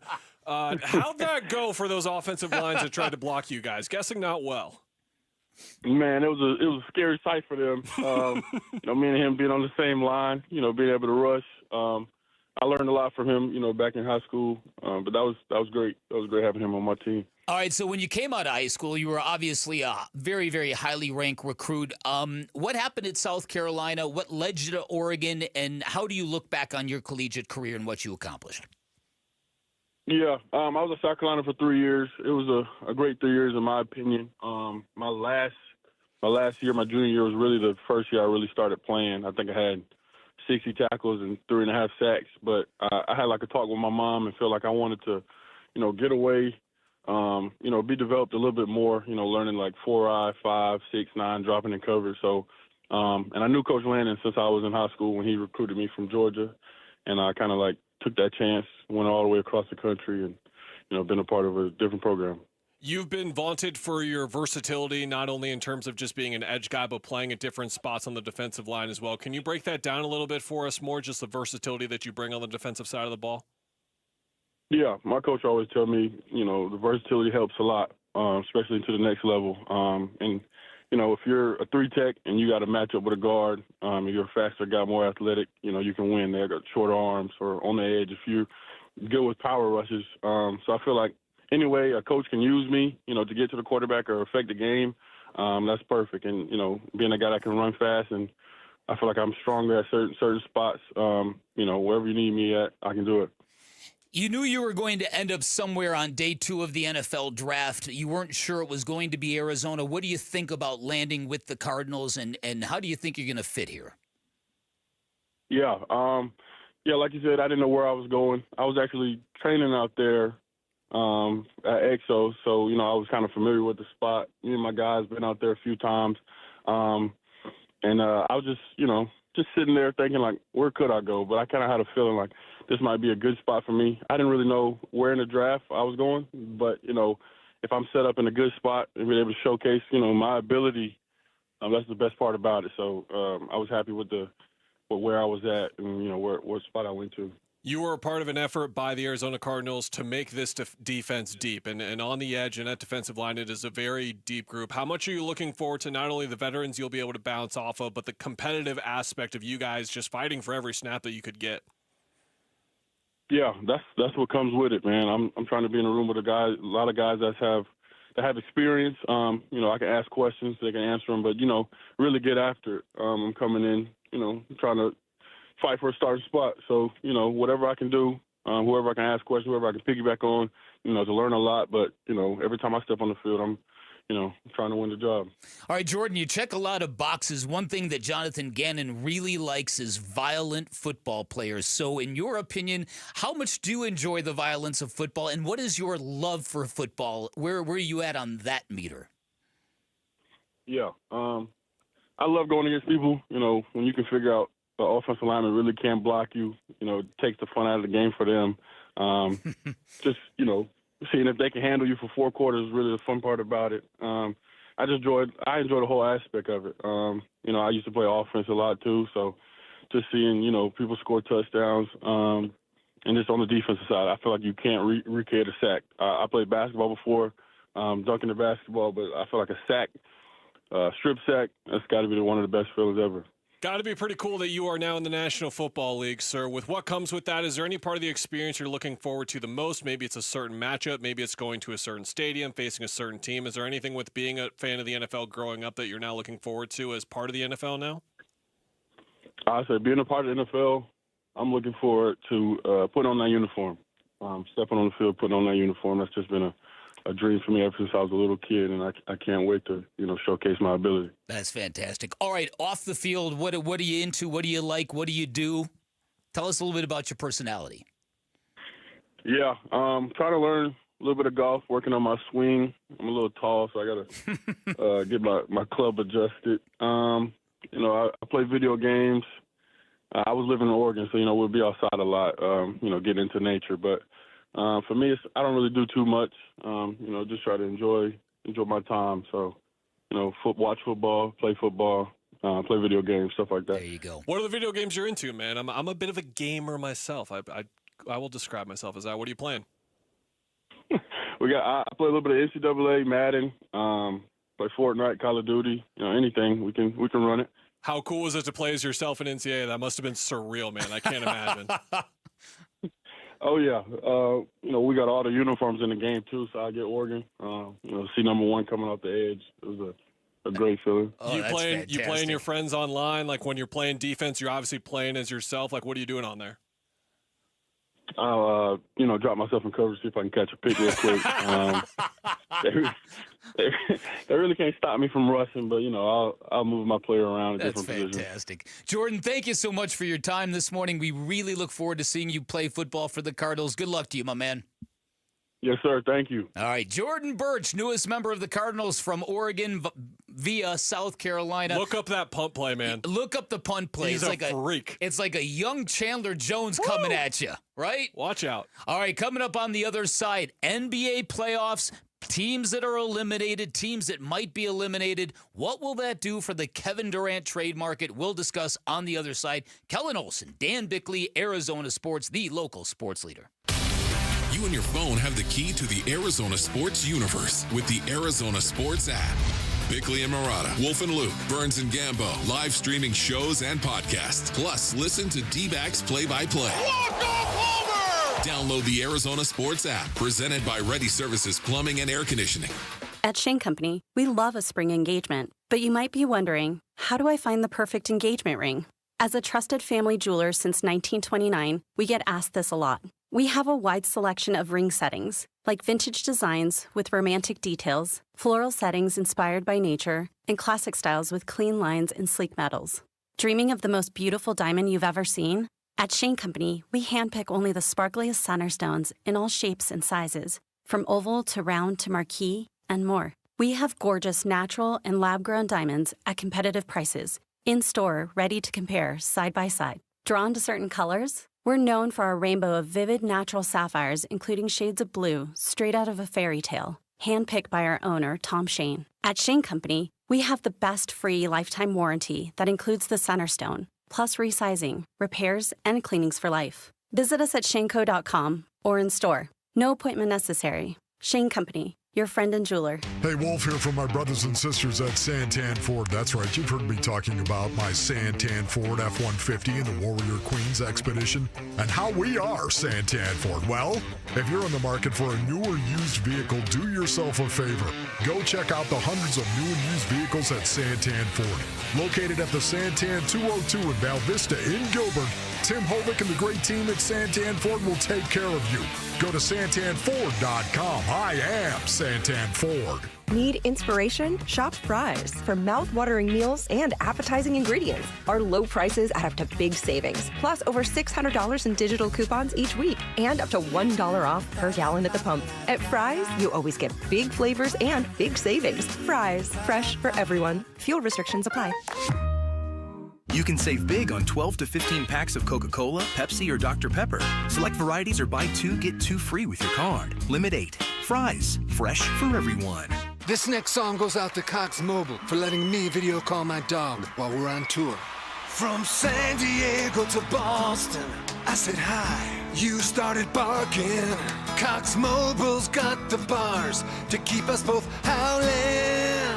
We run on the network with unbeatable 5G reliability. So whether you're at a concert or on the road, you'll stay connected. Visit cox.com/mobile. Cox Internet required. Cox Mobile runs on the network with unbeatable 5G reliability per Ookla US 2H 2024. Other restrictions apply. Luke Lipinski back to tell you about Chime. The little expenses add up, don't they? Maybe you have to pick up lunch real quick on the way back to work, or you meet a couple friends at a baseball game last second. That's life, and it's great, but you have to stay on top of it financially, too. And that's why your checking account should be helping you, not working against you by charging you fees. Well, that's where Chime comes in. A Chime checking account is going to help you manage your money better by offering no maintenance fees and fee-free overdraft up to $200 until your next deposit. That's big. They've spotted members over $32 billion to date, so just go to Chime.com to learn more. Move toward a better financial future with Chime. Open a Chime checking account in 2 minutes. Get started today at Chime.com. Chime. Feels like progress. Banking services and debit card provided by the Bancorp Bank N.A. or Stride Bank N.A. Members FDIC. MyPay line of credit provided by the Bancorp Bank N.A. or Stride Bank N.A. Spot me eligibility requirements and overdraft limits apply. MyPay eligibility requirements apply. Not available in all states. Credit limits range from $20 to $500. $2 fee applies to get funds instantly. Out-of-network ATM withdrawal and OTC advance fees may apply. Fees apply at out-of-network ATMs, bank ranking, and number of ATMs according to U.S. News & World Report 2023. At Uline,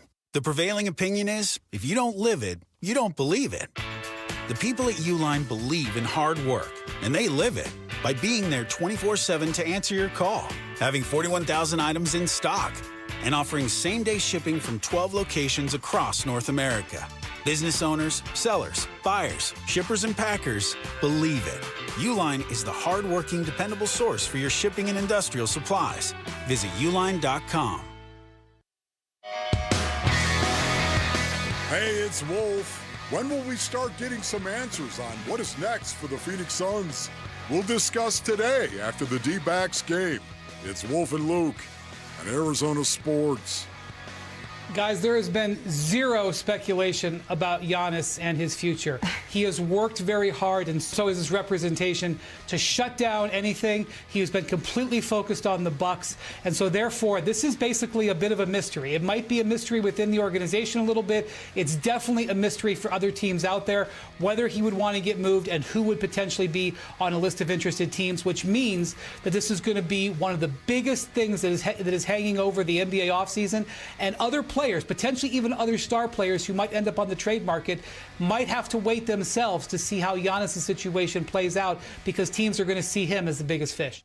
That the voice of Brian Windhorst talking about Giannis Antetokounmpo and whether or not his desires to find a new home is going to impact the market. Well, the answer is, of course it's going to impact the market. It's going to change the way people look at who's available. It'd be a seismic event.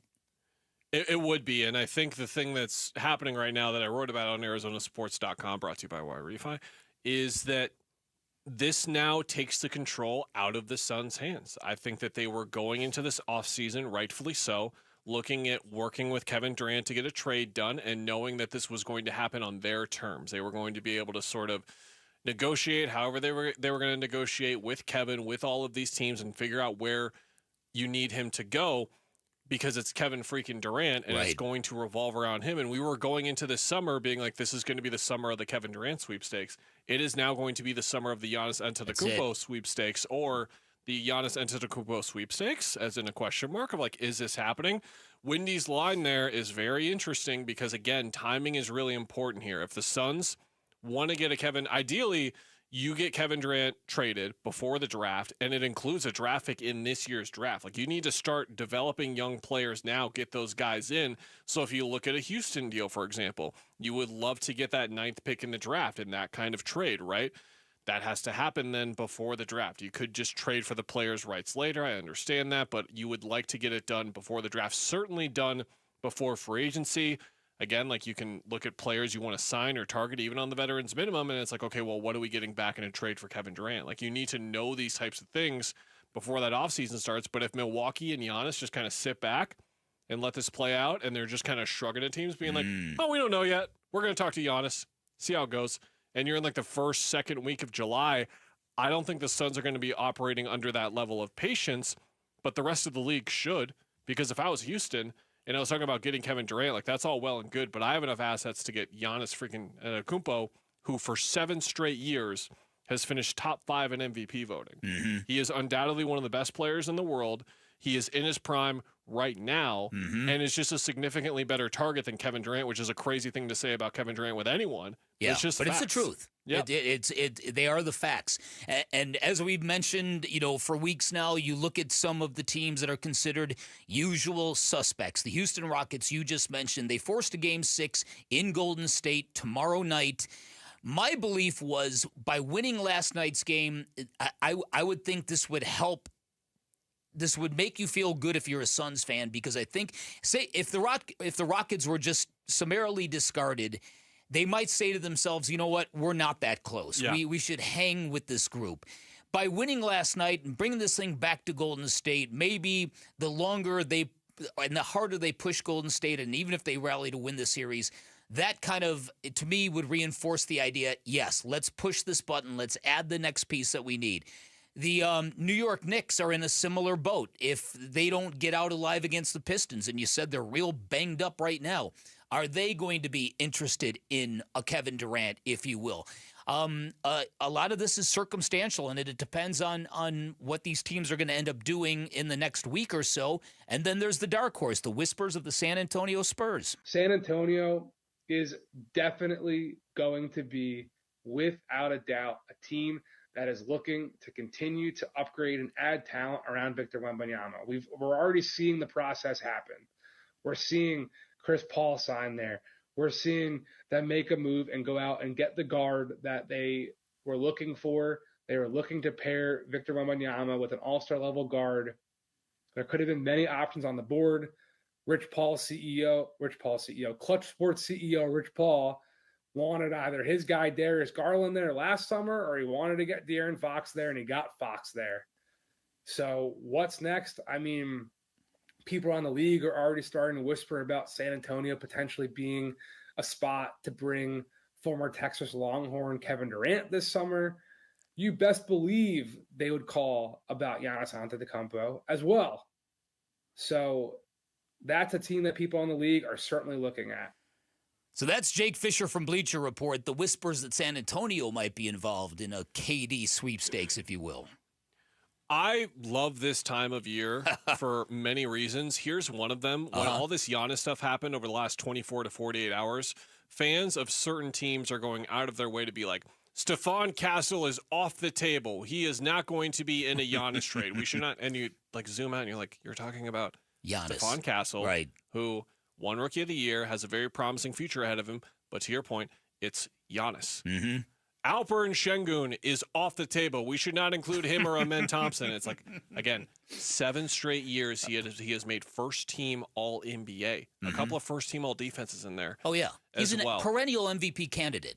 And that's where this could take some amount of time because Milwaukee is not going to take like a shorter amount of value here. No. The Suns are in a position where they're going to have to at the very least, and they might be in a situation where it needs to be even lower than they even expect going into the offseason. But again, if Oklahoma City's like, what about Isaiah Hardenstein, Kaysen Wallace, and 3 first-round picks? They're like, no, Chet Holmgren, 6 first-round picks, actually. That's what we're going to need from you. That's how these negotiations are going to go if it gets there. Because the Luka trade existed, and Milwaukee saw that, and they are going to now make sure they get the most for their franchise super-duper star that the fans love, because the Mavericks did not and just got crushed in every possible way for it. And Milwaukee is in a similar situation to the Suns where they do not own the next 6 years of their draft picks. They have some swaps coming in 26, 28, and 30, so they have a first-round pick technically, but they don't have like any other team's future first-round picks. They have a second-round pick from other teams next year and this year as well. But if you look at the future of their roster, there aren't really many young developmental pieces. Damian Lillard is under contract for probably 2 more years. He has a player option the year after next. Kyle Kuzma is under contract for the next couple of years, but there's player options for Bobby Portis, Pat Connaughton, Brook Lopez is an unrestricted free agent. Like, they just don't have anywhere to go. You can look at the Suns and say, like, okay, at least like they can trade Kevin Durant, maybe move this pick here. Milwaukee just doesn't have any options. No. There was, I heard rumblings yesterday. Could Giannis end up in Phoenix? No. Not even in a 4-team trade with the Rockets and Grizzlies. I mean, what they'd have to trade Durant and Booker for him, and why would Yeah, no. Kellen's face just tells it all right now. It's hilarious. It's pie in the sky. It just Suns fans sunning is what it is. Again, I'm very excited for the soundbite you guys are going to play. Maybe we'll play it tomorrow or on Monday. Someone's going to look into a camera on one of these 4 televisions and propose a LeBron James for Kevin Durant swap, and then we're going to talk about that for a day. Like, here we go. We're back on the ride. Let's talk about Kyrie. The trade machine is underway. Going. Just because you brought up LeBron and the Lakers. Of course, yeah. Are the Lakers going to be in the market for another superstar, or are they just going to retool the smaller pieces around them? The Lakers are going to be in the market for a center, and the only way they're going to get one is if they trade Austin Reeves. So I think the takeaway from watching that Lakers game and being eliminated is that their center issue is very, very real, and you're not just going to get one without trading Austin Reeves. Yeah, and because the Luka trade was what it was, they have a couple of first-round picks still that they can trade Dan, which is insane because they traded for Luka Doncic and That's still have wild. picks left over. That's wild. To trade. That was kind of where the Mark Williams trade happened. And everyone was like, how is this even possible? They shouldn't have even been able to give up all these picks. They still have those picks, but they're in a weird situation where their depth isn't where it's supposed to be. Remember on draft day where everyone was like, of course the Lakers got Dalton Connect, who did not see the floor this entire series. Right. Yeah. You know what was weird yesterday? What did Jackson Hayes do to fall out of good graces in LA? What is Maxi Kleber doing in a playoff game for the first? He hadn't played since late January. Jackson Hayes is like fine for what he does, but the amount of camera cuts to Jackson Hayes as if he was like Tim freaking Duncan that got benched. They kept showing his reactions, and it's like Jackson Hayes, the guys who plays 20, 25 minutes a game, who catches the Luka lobs. Like that's right. There's a reason he was not playing. Again, like you might look at JJ Redick and think he has no idea what he's doing. No, he's watched Jackson Hayes all year. He knows exactly what he was doing. Yeah.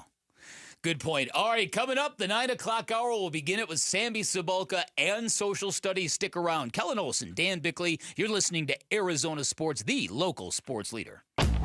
Burns and Gambo, afternoons. Look at what we're expecting to be great next year for the offense. It's another year of Kyler and Trey McBride. We're all expecting a massive leap out of Marvin Harrison Jr. And if it doesn't happen, frankly, we've got some big problems, right? But we think Trey Benson is going to take a big leap in terms of what he contributes offensively. There's one thing, it's not even the wide receiver position, Gambo. If there's one thing I would have liked to have seen the Cardinals do a little bit earlier in the draft, offensive linemen. Burns and Gambo, afternoons 2 till 6 on Arizona Sports, the local sports leader. For over 8 years, QC Kinetics is the nation's leader in non-surgical relief for joint pain. With over 50,000 satisfied patients, people with knee and back pain now living pain-free. What they're doing is nothing short of remarkable. They're using regenerative cell therapy to restore the tissue in your achy joints. They're using biologic growth factors with robust healing properties, carefully and strategically placed in your joint. Best part, with QC Kinetics, there are no drugs, no surgery is involved, and there's no downtime. Imagine doing all the things you enjoyed this summer without being slowed down by awful joint pain. Call QC Kinetics now for a free consultation and learn about these cutting-edge treatments that can help you live your best life. Call QC Kinetics now with clinics in Phoenix, Scottsdale, Peoria, and Chandler. 602-837-PAIN. That's 602-837-PAIN. Spring is in the air, my Kronk brothers, and so is the Brooklyn Betting Spring Sale going on now through May 6th. Everything, and I mean everything, both in-store and online, is 25% off. So head on over to one of Brooklyn Betting's 12 Basin locations and tell them Wolf sent you. There's no pushy salespeople, just knowledgeable sleep experts that will help you find the perfect sleep solution. And just for you, Basinonian, shipping is always free. For the best sleep ever, get the best mattress ever at Brooklyn Betting. This is the story of the one. As a lineman, he does whatever it takes to keep the power on in his community. And he wants a partner like Grainger who does the same. Grainger offers the professional-grade products he needs, from voltage detectors to harnesses to hard hats, plus fast, dependable delivery, so he can rise to every challenge. Call 1-800-GRAINGER, click Grainger.com, or just stop by. Grainger, for the ones who get it done.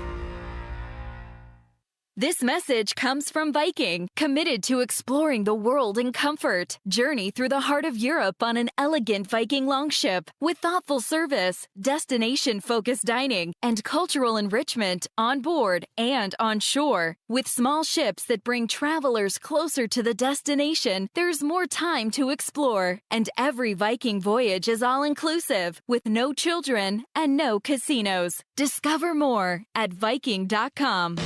Confidence is knowing you're ready to handle whatever comes your way.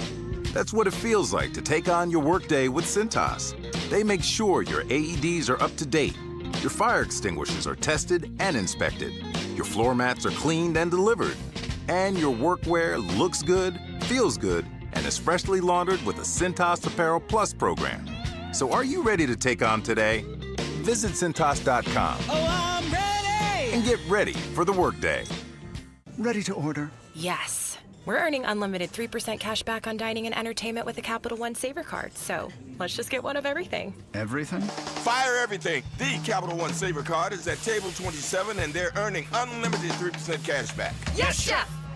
This is so nice. Had a feeling you'd want 3% cash back on dessert. Ooh, tiramisu. Earn unlimited 3% cash back on dining and entertainment with the Capital One Saver Card. Capital One, what's in your wallet? Terms apply. See CapitalOne.com for details. You know, I still have my first car, a classic 66 Mustang, and what was is parked right next to what's next, a new Explorer we recently bought from our Desert Ford dealers. Yep, Paul Calvise here. Hey, Ford isn't just part of our family. My grandfather worked for Ford Motor, but it's part of America, our heritage. Yet Ford is also the future. Whether it's family time or four-wheeling time, tailgating or towing, Ford has a powertrain option that fits what you're looking for. Gas, hybrid, electric. You know what else our Desert Ford dealers have? The best-selling line of trucks for 48 years running. That Ford F-Series with the all-new 2025 F-150, designed to be the toughest and most productive ever. And then there's a 2025 Ford Mustang Mach-E, 100% electric, 100% SUV with sports car performance.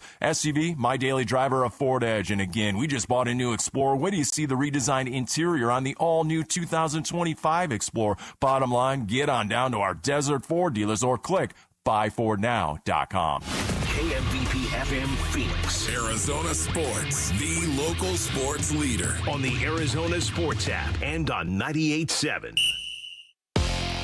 I'm Sammy Cebulka with Trending Now, presented by Parker & Sons Heating, Cooling, Plumbing, and Electrical. The Dbacks survived in New York last night as they beat the Mets 4-3 in a game that had some late-inning drama. Geraldo Perdomo had 3 of the team's 4 RBIs, and Ryan Thompson was able to escape a bases-loaded jam in the 9th inning to get his first save of the season. Today, the milkman, Zach Gallen, will get the ball with a chance to win the series, and first pitch is at 10:10 a.m. right here on Arizona Sports 98.7. And our own John Gambadoro reports that he expects the Dbacks to put Justin Martinez on the IL and get some imaging done to see if there's any reason why his velocity is down. In the NBA, the Houston Rockets kept their playoff dreams alive and forced a Game 6, and the Lakers' season has come to an end at the expense of Anthony Edwards, Rudy Gobert, and the Minnesota Timberwolves, and there are 2 more massive Game 6s tonight. The Pistons will look to force a Game 7 against the Knicks, and Nikola Jokic has hopes of ending the Clippers season tonight in LA. This report is brought to you by Waste Connections of Arizona. Waste Connections of Arizona wants to take time to thank our veterans. Waste Connections of Arizona, proud to serve you and proud to serve the people that have served us. Online at wasteconnections.com/Phoenix. Arizona Sports, the local sports leader. Bickley and Murata Mornings. Social Studies. Brought to you by HigherPrice.com. Carol Royce, your home sold guaranteed realty. All right, every morning the home stretch begins as follows. Jared Carlin puts a lot of whack questions out on social media.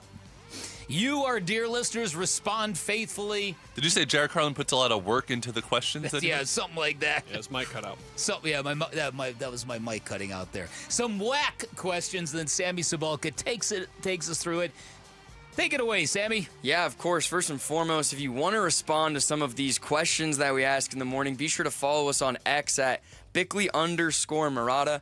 We're on Instagram, Blue Sky, and Facebook at Bickley and Murata, and we're on YouTube now. My camera has not been working all day, so you can't see my face, but numbers have been skyrocketing since they found that out. Some say I got a face for radio. I disagree. Nonetheless, we are on YouTube at Arizona Sports, but the first question we asked, with some injuries to the bullpen in A.J. Puck and Justin Martinez, and it has just been reported that John Gambadoro says Justin Martinez does think he will go on the IL, so he will get some imaging done. So if he goes on the IL, who should the team turn to be their closer? Our 4 options: the Gink, Ryan Thompson, Shelby Miller, or make a trade, you mung bean. Mung bean? I don't know what a mung bean is. Either do I, Sammy. What's a mung bean, Jarrett? Well, if you don't know what one is, then it might be one yourself. Are you looking at one right now? Is that what you're trying to say? I would be fine with either the Gink or Shelby Miller, given the shot at this. Depends on the severity of the injury. If we're looking at least a couple of weeks or more than a month, I'll say, then Justin Martinez, and I would go as far as the trade, because this is something we talked about before these injuries came up for A.J. Puck and came up for Justin Martinez. That shut down Anthony Guy. Ryan Helsley out of St. Louis has been the name that's been popping up there a lot. It's very difficult to get that type of trade done at this time of the year, but if you're in a desperate position and those guys are going to both miss more than a month, then you got to go make a move. Yeah. The results out of 303 votes, 38% say the Gink, 4% say Ryan Thompson, 27% say Shelby Miller, and 30% say make a trade, you mung bean. And Tom Foss says we need to make a trade for Ryan Helsley. Every bullpen pitcher needs to have a defined role. Not my words. I'm quoting the Gink. Gink in the 7th, Puck in the 8th when he's healthy, and Helsley, the closer. Sprinkle the rest in as needed. That's the winning formula for this bullpen. Let's see, where else did we find a good response? So Daryl Lee says, I've always thought Gink was a much better setup man than a closer, and he gets anxiety when Ryan Thompson gets on the mound in the 6th inning, much less the 9th inning. What, you weren't watching last night? Come on. But he says the answer is the guy that has 15 strikeouts, a 0.0 ERA, and that's Shelby Miller. He's been lights out and thinks it's too early for a trade. Shelby Miller has been fantastic. But closer's a different thing. 100% it is. The thing with Ginkel, Puck, and Justin Martinez, fabulous relievers, but maybe they have 3 fabulous 8th inning guys. That's what happened to Ryan Thompson last year. He was absolutely lights out. They moved him into the closer thing. When that started breaking down, it ruined his year. Yeah. That's a great point. So we were talking about the Lakers earlier in the show and how we take joy watching them lose in the fashion that they did. And there are a lot of teams, especially in Arizona, that we love to watch lose. So we asked, what team do you get most enjoyment out of seeing lose? What team's misery do you take the most pleasure in, and why? Yeah, for me it's the Lakers. There's no doubt about it for a lot of reasons. I think they are the luckiest franchise in the history of professional sports. They keep lucking into one superstar after another. They just come to them, and they think they deserve it. And it's nothing more than the fact that it's Hollywood, it's the Pacific Ocean, it's L.A., it's all that stuff. It's the Lakers for me by a long shot. I know I'm coming out of left field with this, but UCLA. Arizona men's basketball has a historic rivalry with UCLA over the year. It still drives me absolutely crazy that our first non-Pac-12 matchup with them, we lost here in freaking Phoenix. There's going to be more matchups to come. I look forward to it, but I'm supposed to say Arizona State, right? But, when has that even been a rivalry? I'm trying to be respectful here, but when has that been a rivalry? We've actually had a rivalry with UCLA. In a basketball sense, you're so right. The 2 years between Lute and Sean Miller, when they won 5 in a row with James Harden. That was the only time. Ooh, 2 years out of 33 of my existence. What a lot to build on. Yeah, and to piggyback off of Kellen's point, watching Duke lose, there's no better feeling. That's a good call, yeah. Duke lose is just so fun. Yeah, when we saw that on the bracket, it was like there was a lot of history there. There was a lot of fun to relive. And personal experience, watching the Seahawks lose, that's my favorite team to watch lose. Gotcha. Because their fans are as bandwagon as they come, in my opinion, and it's always a great day to watch them. Stephanie H. says the blue team, their name is not even allowed to be spoken in our house. I think she's referring to the Wildcats of Arizona. But then she says Lakers after that. Maybe part of it is envy over their financial means, but they are constantly talked about in the headlines, and there's always an air of arrogance to them. Beating them just hits different. I think that's fair. I think that's well put. Robert says currently the Warriors and Draymond, Lakers and Luka, the Yankees and the Chiefs, and he went far enough to say Colorado football as well. I wonder if that might start to be a thing after Dion's kind of put his. I mean, he always puts his name in places that maybe it shouldn't be, but I think Vinny feels that way. Vinny hates Colorado and Dion, all that stuff. Definitely. But the thing is, they're not good enough to why bother? To hate. Yeah, right. Why bother? Well, exactly. Yeah, exactly. Why summon up all that rage for a program that inconsequential? Yeah. So our last question, Kellen is wearing his Ken Griffey Jr. jersey today, and he was talking about that as a kid, the kid was his favorite athlete. So we asked, who was your favorite athlete as a kid and why? Yeah, for me, that's an easy one. Walter Payton, running back, Chicago Bears. Oof. I grew up idolizing that player, and he was a player that gave Chicago sports fans enough to tolerate a really terrible football team. Do you remember who was your first favorite athlete when you were an actual little kid, or do you not remember? Barkley for me. Did you have? I mean, I don't know if you grew up in a house that loved sports or not. No, I did. I don't know remember. what the answer is to that. I really don't. For me, it all began. You remember Quinn Buckner, the basketball player? Sure. Quinn Buckner played at a high school my brother attended, and it was one of the greatest high school teams in the history of Illinois. So as a tiny little dude, I used to go to this high school gym and watch this greatest prep team ever assembled. Quinn Buckner would have to be. There you go. There you go. There we go. Mine was Steve Nash and LeBron James. When he's on the cover of Sports Illustrated, I was like, it's going to be my guy. Well, you were hitting those three-pointers last night like Steve Nash. Hey. Yep, Sammy, 6 of them. 6 of them. I want to read a couple of them just because there are some good ones. Andy Page says Kevin Johnson. And reason being, he went to a son's clinic for kids at the Coliseum, and KJ was there along with Paul Westphal and Kurt Rambis. KJ gave a quick shooting lesson, and he got to meet him, and he couldn't wait to go home and practice his shooting form that Kevin Johnson had given him. Kevin Johnson, great guy. I've had the pleasure of serving him, and he's one of the nicest guys. Oh, there you go. And then this one's fun. Tom Foss, he grew up a tennis player. John McEnroe, he came out of nowhere and at 18 made it to the semifinals of Wimbledon. He was brash and a bad boy, would drop F-bombs at Wimbledon, yell, scream, smash his racket.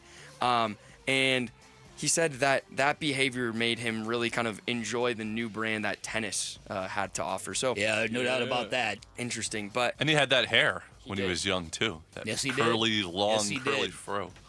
And recently, I can't help but say Anthony Edwards is probably my favorite athlete to watch. I love that kid too. Unreal. Yeah. Well, there you go. There's some social studies Thank for you, you guys Sammy. on a Thursday. There you go. All right, catch the excitement of the Arizona Sports Half-Day Club on May 7th as the Dbacks take on the first-place New York Mets. Snag lower-level tickets for only $9.87 by texting HALF, HALF, to 620-620. That's text HALF to 620-620 to secure your seats. All right, on the other side, we'll get you prepped up for today's Diamondback Mets game. That's next. Kellen Olson, Dan Bickley, Arizona Sports, the local sports leader. Dbacks at the Mets. Here's the pitch. Swing and a grounder to third. Suarez gloves. He throws to first in time. That's your ball game. D-backs hang on and win it by a final score of 4-3. They have even this series at a game apiece. Baseball for breakfast with the D-backs at the Mets. Coverage begins this morning at 9:30 on Arizona Sports 98.7 and the Arizona Sports app. Hi, folks. Jody Jackson here. If you have private student loan debt and are behind or even in default, you got to call my friends at YRefi. YRefi refinances private student loans that others won't touch, and they provide you with a custom loan payment based on your ability to pay. They work with each borrower individually, tailoring each loan to each borrower's specific situation. You will not be calling a faceless call center. They can reduce your monthly payment and your total cost. And YRefi does not care what your credit score is. I've been to their offices and met with them. They're great people. And YRefi is not a debt settlement company. You'll receive a low fixed interest rate that you couldn't get anywhere else. And you'll finally have a pathway to making all that stress and worry come to an end. Just give them a call at 888-YRefi-34. That's 888-YRefi-34. Or go to YRefi.com. That's YREFY.com. And make sure you tell them Jody Jackson sent you. Getting engaged? At Shane Company, we'll help you find the perfect diamond. This is your engagement ring, a.k.a. only your life's most important piece of jewelry. No need to worry. As gemstone experts since 1929, we handpick only the most beautiful natural and lab-grown diamonds cut to our high standards in every price range. We have diamonds in all shapes and sizes, ready to compare side by side right here in our store. Come see for yourself at shaneco.com or at your local store. No appointment necessary. Shane Company, your friend and jeweler. An MLS showdown in the desert. Get ready for a night of top-tier soccer as Phoenix Rising hosts Major League Soccer's Houston Dynamo for the first time ever. Wednesday, May 7th at 7 p.m. It's a round of 32 clash in the Lamar Hunt U.S. Open Cup, and tickets start at just $9. The first 2,000 fans through the gates will score a limited edition Phoenix Rising t-shirt, and the night features fan-favorite drink specials throughout the stadium. Get your tickets now at phxrisingfc.com. This is Greg Hagan. I want to put cash in your pocket. Have you thought about selling your home? Well, Inc. 5000 just named 72 Sold the #1 real estate firm in the state of Arizona. Why? More money for Arizona home sellers. Our competitors must wonder if we have a secret playbook to get more money for you. Turns out we do, but only for you and only at 72sold.com. Get more money for your home at 72sold.com. We, the hungry of this burger-loving nation, deserve the Sonic Smasher. Always made to order and hand-smashed into greatness. America, today we smash free. One nation under melty cheese with liberty and a truckload of sauce for all. Meet our Smashable burger. The Sonic Smasher. Live free, eat Sonic. See menu for details. Dave Burns here with Liberty GMC General Manager Chris Scott. Chris, life gets busy. How does Liberty GMC help customers stay on the road? What's up, Dave? We know your time is valuable, and that's why our service department is open late. Drop off your vehicle by 8 p.m., and we'll have it for you ready by the next day. Plus, right now, when you buy 3 tires, you will receive the 4th one free. And if you're looking for a truck, you can enjoy $12,250 off a brand new 2025 GMC Sierra 1500. Shop and buy online all the time at LibertyGMCAZ.com. GMC. We are professional grade. Protein, protein, protein. Everyone is trying to get protein in their diet, but we need fats too. Healthy fat, that is, like the rich, natural peanut and almond butters found in G2G protein bars. Most bars don't have it because, well, most bars aren't real food or refrigerated. Fortunately for you, we aren't most bars. At G2G, you'll find a balanced helping of protein and healthy fat. The fact that they're delicious is just a bonus. They're fast, easy, and perfect for on-the-go families. G2G protein bars. Find them in the refrigerated section at Costco or your local Bashes. Arizona Sports, the home of Arizona Diamondbacks baseball. We're checking in on the Diamondbacks as they warm up for the game's first pitch. Dbacks on deck, brought to you by Sonic. Live free, eat Sonic. And by 72 Sold. 72 Sold. Get a higher price for your home. Your ears do not deceive you. Hello, welcome back to Bickley and Murata Mornings. This is Kellen Olson filling in for Vinny Murata. He is joined by Dan Bickley as always. That's right, D-backs on deck. We've got an Arizona Diamondbacks baseball game at 10 a.m. here on 98.7. Arizona Sports, the local sports leader. Let's run through it. Today's pitching matchup is brought to you by the Window Depot. More than a window store. Visit one of their 4 Valley locations where you can find everything you need for your home remodel. We've got Zach Gallen on the mound for the Arizona Diamondbacks, 1-4 record, 5.57 ERA. He is facing Kodai Senga, 3-1 with a 1.26 ERA. Oof. As Derrick Hall said, Dan Bickley, Senga has been unhittable for the Diamondbacks as well, but also just the league in general. You're going to need that great version of Zach Gallen today. Can I jump in right now with Arizona Sports breaking news. We talked about it all show, what will happen. Justin Martinez placed on the 15-day injured list with right shoulder inflammation. The other tidbit there, A.J. Puck transferred to the 60-day injured list with left elbow inflammation. Okay, so the thinking was, this is not at all a surprise. The thinking was out of last night's game that they were going to give this kid a rest regardless. They were going to put him on the injured list, then get to the bottom of what's going on. So you need the roster spot. You can't just sit him out for exactly 5 days like they did last time. It's also interesting that last night, Ryan Thompson, the team was on red alert for this. Ryan Thompson told Jody Jackson after the game that he noticed Justin Martinez's very first pitch of the night was 95 miles an hour, and he got his warm-up on speed dial. He knew from the very first pitch, because they were looking at the velo, that, okay, we got an issue here, and I'm going to be coming to this game very soon. So this is something that this is frontline news on that baseball team. And like Kellen said, no surgery, but a move to the 60-day DL for A.J. Puck. It's no A.J. Puck until the start of July. That's it. That is quite far out. Let's return to the matchup here, Dan. So, like we were saying, you need premium Zach Gallen against Kodai Senga. Yes, and I would think that, you know what, Zach Gallen over the last 2+ seasons, he's had plenty of peaks and valleys. And he's always responded to the valleys with something very good eventually. There have been people who have thought, okay, where is Zach Gallen at in terms of his evolution as a pitcher? What is his future in Arizona? Will he be traded this year? Will he sign with someone else next year? Today's game really feels like one of these moments where Zach Gallen needs to and is very capable of standing up and being that dude, being the winning pitcher and the story of the game. And really the story of the Diamondback season should be that they have two of these guys, not just one, right? Like when you're looking at Kodai Senga, he's an unbelievable pitcher. He's been fantastic for the Mets this year, but they've only got one of those guys. The Diamondbacks have two, and Corbin Burnes, yes, he only allowed one earned run in his last start, but he tied his career high for 5 walks. It was only the second time in his career he's done that. And here's a more concerning number. This was the 4th start in 6 games for Corbin Burnes, where he had 3 or fewer strikeouts. That matches his total for all of last year. So he has not been getting the swing and miss. His control has been a little bit erratic. And to our point on Zach Gallen, what we were talking about earlier in the show, not to say it's too cute, because that's a little bit too brash here, but we see what Zach Gallen is trying to do, trying to make the perfect pitch a little bit too often, and this is a situation where you just want to see him battle against an aggressive Mets team that is one of the best teams in baseball right now. Yeah, no doubt about it, and we've talked at length at how uncomfortable the Diamondbacks have felt at times playing baseball at Citi Field over the last 2-3 seasons.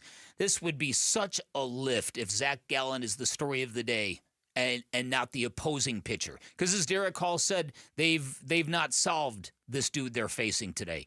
Zach Gallen needs to make that moot, in my opinion. He's capable of it. This would be a great time to get that done. Today's injury report is brought to you by Barrow Neurological Institute. Learn more at barrowneuro.org. We've got fresh news as we just covered for you. Justin Martinez placed on the 15-day IL. A.J. Puck transferred to the 60-day IL. And lefty Jose Castillo was selected from AAA Reno. It's one of the things you kind of forget about this move is Jalen Beeks just becomes that much more important because you're missing your signature lefty, let alone the guy who's been closing for you as well. Right. And this has been part of the story. And you remember Mike Hazen in spring training saying, don't talk to me about a surplus of pitchers because you never have a surplus once the season gets going, that things always tend to happen. Who would have thought going into yesterday's game that Tim Tawa and Garrett Hampson would be your middle infield?